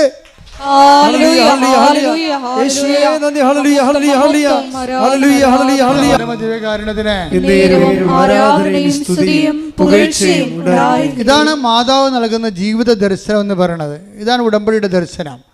ഉടമ്പടി ജീവിത ദർശനം എന്താണ്? എന്ത് സംഭവിച്ചാലും അത് അപ്പായുടെ തിരുമനസ്സിൻ്റെ കീഴ്പ്പെടുന്നുകൊണ്ട് ഇതാ കർത്താവിൻ്റെ ദാസി എന്ന് പറഞ്ഞുകൊണ്ട് കുരിശിൻ്റെ ചുവട്ടിൽ വരെ നിന്നുകൊണ്ട് തന്നെ ഏൽപ്പിച്ച ജോലി പൂർത്തിയാക്കുമ്പോൾ അമ്മ ഉള്ളിൽ പറയുന്നതാണ്, ഞാൻ സാക്ഷിയാണ്. എന്തിൻ്റെ സാക്ഷിയാണ്? പുനരുത്ഥാനത്തിൻ്റെ സാക്ഷി. ദൈവപൈതലേ, എൻ്റെയും നിൻ്റെയും ജീവിതത്തിൽ നന്മയും തിന്മയും വരാം. പക്ഷേ ക്രിസ്ത്യാനിക്കോ വിശ്വാസിക്കോ തിന്മയില്ല. എന്താ കാര്യം? എല്ലാ തിന്മകളുടെ കുരിശൊരു തിന്മയാണെങ്കിൽ ആ തിന്മയിലൂടെയാണ് അവൻ മഹത്വവൽക്കരിക്കപ്പെട്ടത്. മുൾക്കിരീടം ഒരു തിന്മയാണെങ്കിൽ ആ തിന്മയിലൂടെയാണ് അവൻ പാപത്തിന്മേൽ അധികാരം സ്ഥാപിച്ചത്. അവൻ്റെ തിരുവിലാലും മുറിവ് ഒരു തിന്മയാണെങ്കിൽ ആ തിന്മയിലൂടെയാണ് ആ സ്നേഹിച്ച് ലോകത്തെ കീഴടക്കിയത്. അത് ലോകത്തെ കീഴടക്കാൻ വേണ്ടി ഈശോ പറഞ്ഞു, ഞാൻ ലോകത്ത് നിങ്ങൾക്ക് ഞെരുക്കങ്ങളുണ്ടാവും, പുരുഷകളുണ്ടാവും, തിരുവിലാൽ മുറിവുണ്ടാവും, മുൾക്കിരീടമുണ്ടാകും. എങ്കിലും ധൈര്യമായിരിക്കുവൻ. പുനരുത്ഥാനത്തിൻ്റെ ശക്തിയാൽ പുനരുത്ഥാനത്തിന് സാക്ഷിയാകാൻ ഓർത്തുകൊണ്ട് മാതാവിനെ പോലെ സാക്ഷ്യം വഹിക്കുവാൻ സമർപ്പിച്ചുകൊണ്ട് നമുക്ക് ശക്തരാകാം. ദൈവം നമ്മൾ അനുഗ്രഹിക്കട്ടെ. എല്ലാത്തിനും പരിഹാരമുണ്ടാകുന്ന ഇന്നലെ നമുക്ക് നടന്നത് 33 സാക്ഷ്യങ്ങളാണ്. ഗ്രേഡായിട്ടുള്ള വലിയ സാക്ഷ്യങ്ങളാണ്. നമ്മളെ ദൈവം വചനവും വചനാധിഷ്ഠിതമായ ജീവിതവും കർത്താവിൻ്റെ പുനരുത്ഥാനവും സുവിശേഷവും സാക്ഷ്യവും ഒക്കെ വളരെ ഗുരുതരമായ രീതിയിൽ പഠിപ്പിച്ചുകൊണ്ടിരിക്കുകയാണ്. അതുകൊണ്ട് തന്നെ നിങ്ങൾ ദൈവരാജ്യത്തിൻ്റെ നീതിയെക്കുറിച്ച് അന്വേഷിക്കുക. ബാക്കിയുള്ള കാര്യങ്ങൾ കർത്താവ് ചേർത്ത് നൽകുന്നതാണെന്നാണ് ഇതിൻ്റെ ഒരു സംക്ഷിപ്തം. അതുകൊണ്ട് തന്നെ നമ്മളിപ്പോഴേ നിങ്ങളെ പരസ്പരം ശിരസ് കൈവച്ച് പ്രാർത്ഥിക്കേണ്ട സമയമാണ്. അച്ഛൻ ഈ സമയത്ത് ഉടമ്പടി മുഴുവൻ സബ്ജക്റ്റ് കൈകാര്യം ചെയ്യും പ്രാർത്ഥനയിൽ.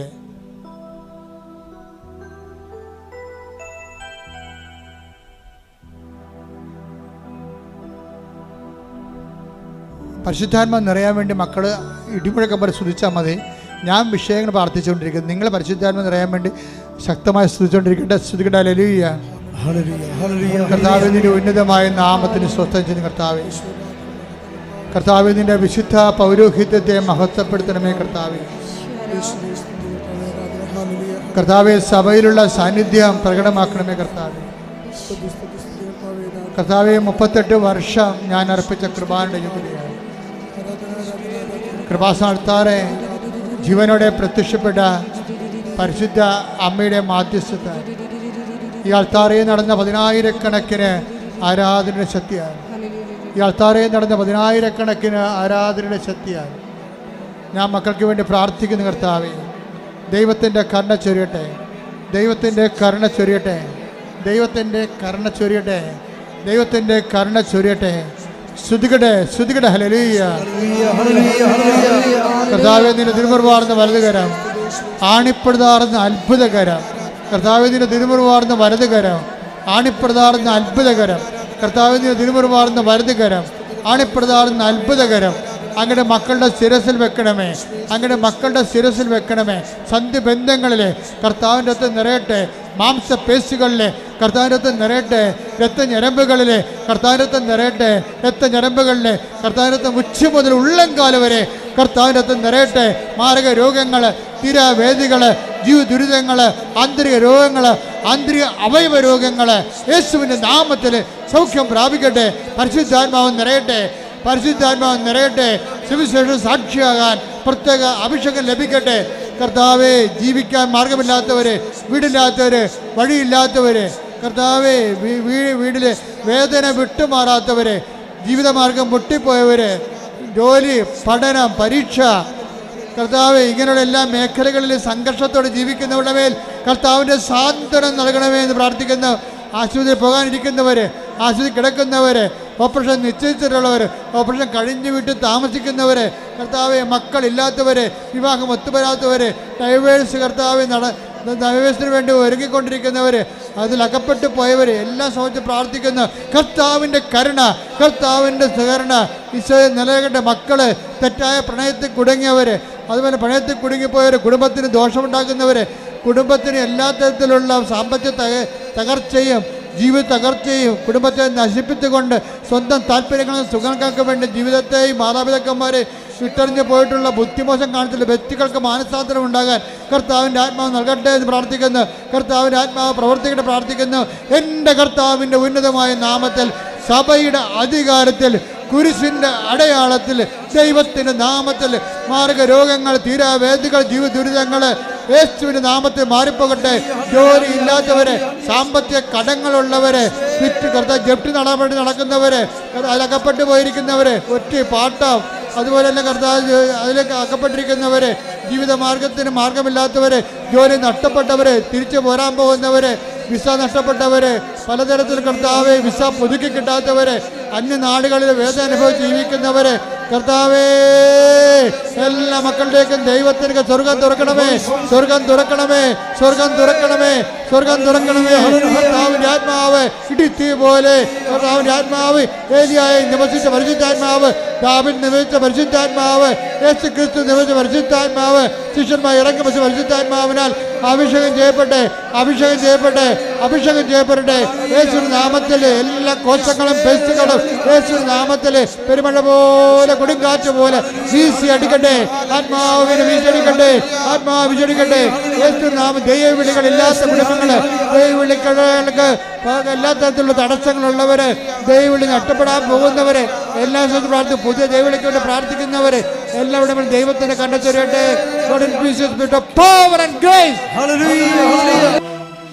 മുട്ടേക്കുക, മൗനമായി പ്രാർത്ഥിക്കുക. ഉടമ്പടി എടുത്ത വിഷയത്തിന്മേലും പുതുക്കാൻ പോകുന്ന വിഷയത്തിന് മേലും മൗനമായി പ്രാർത്ഥിക്കുക.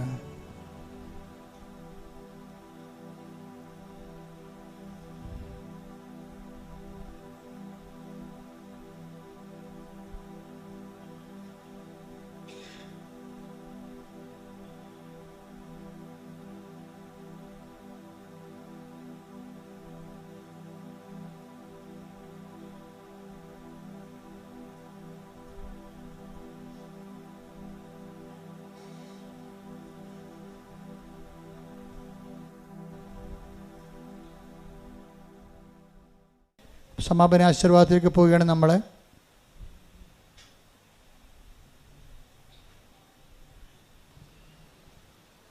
ഒരിക്കൽ കൂടി മരിയൻ ഉടമ്പടിയിൽ സമർപ്പിച്ചിരിക്കുന്ന എല്ലാ വിഷയങ്ങളും ദേവമാതാവിൻ്റെ മധ്യസ്ഥയിലെ ദിവ്യകാരുണ്യ സന്നിധിയിൽ സമർപ്പിച്ച് ഒരു നിമിഷം നമുക്ക് മൗനമായിട്ട് പ്രാർത്ഥിക്കാം.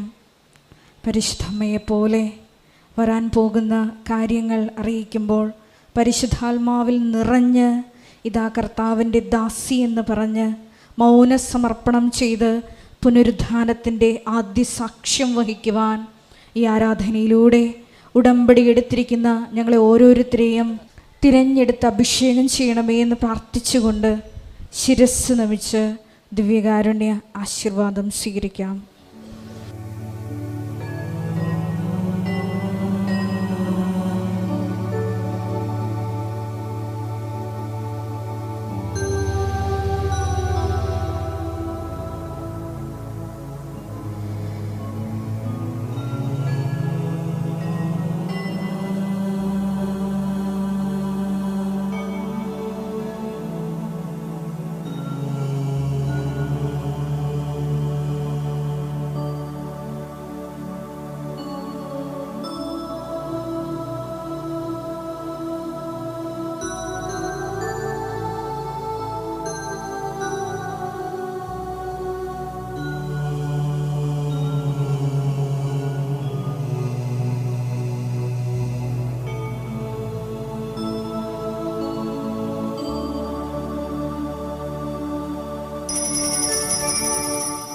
പരിശുദ്ധ പരമ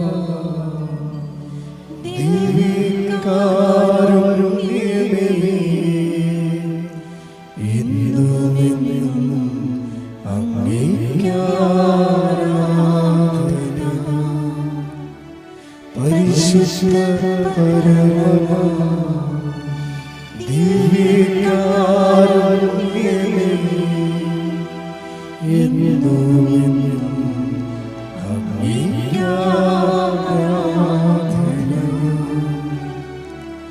പരിശുദ്ധ പരമ ദിവ്യ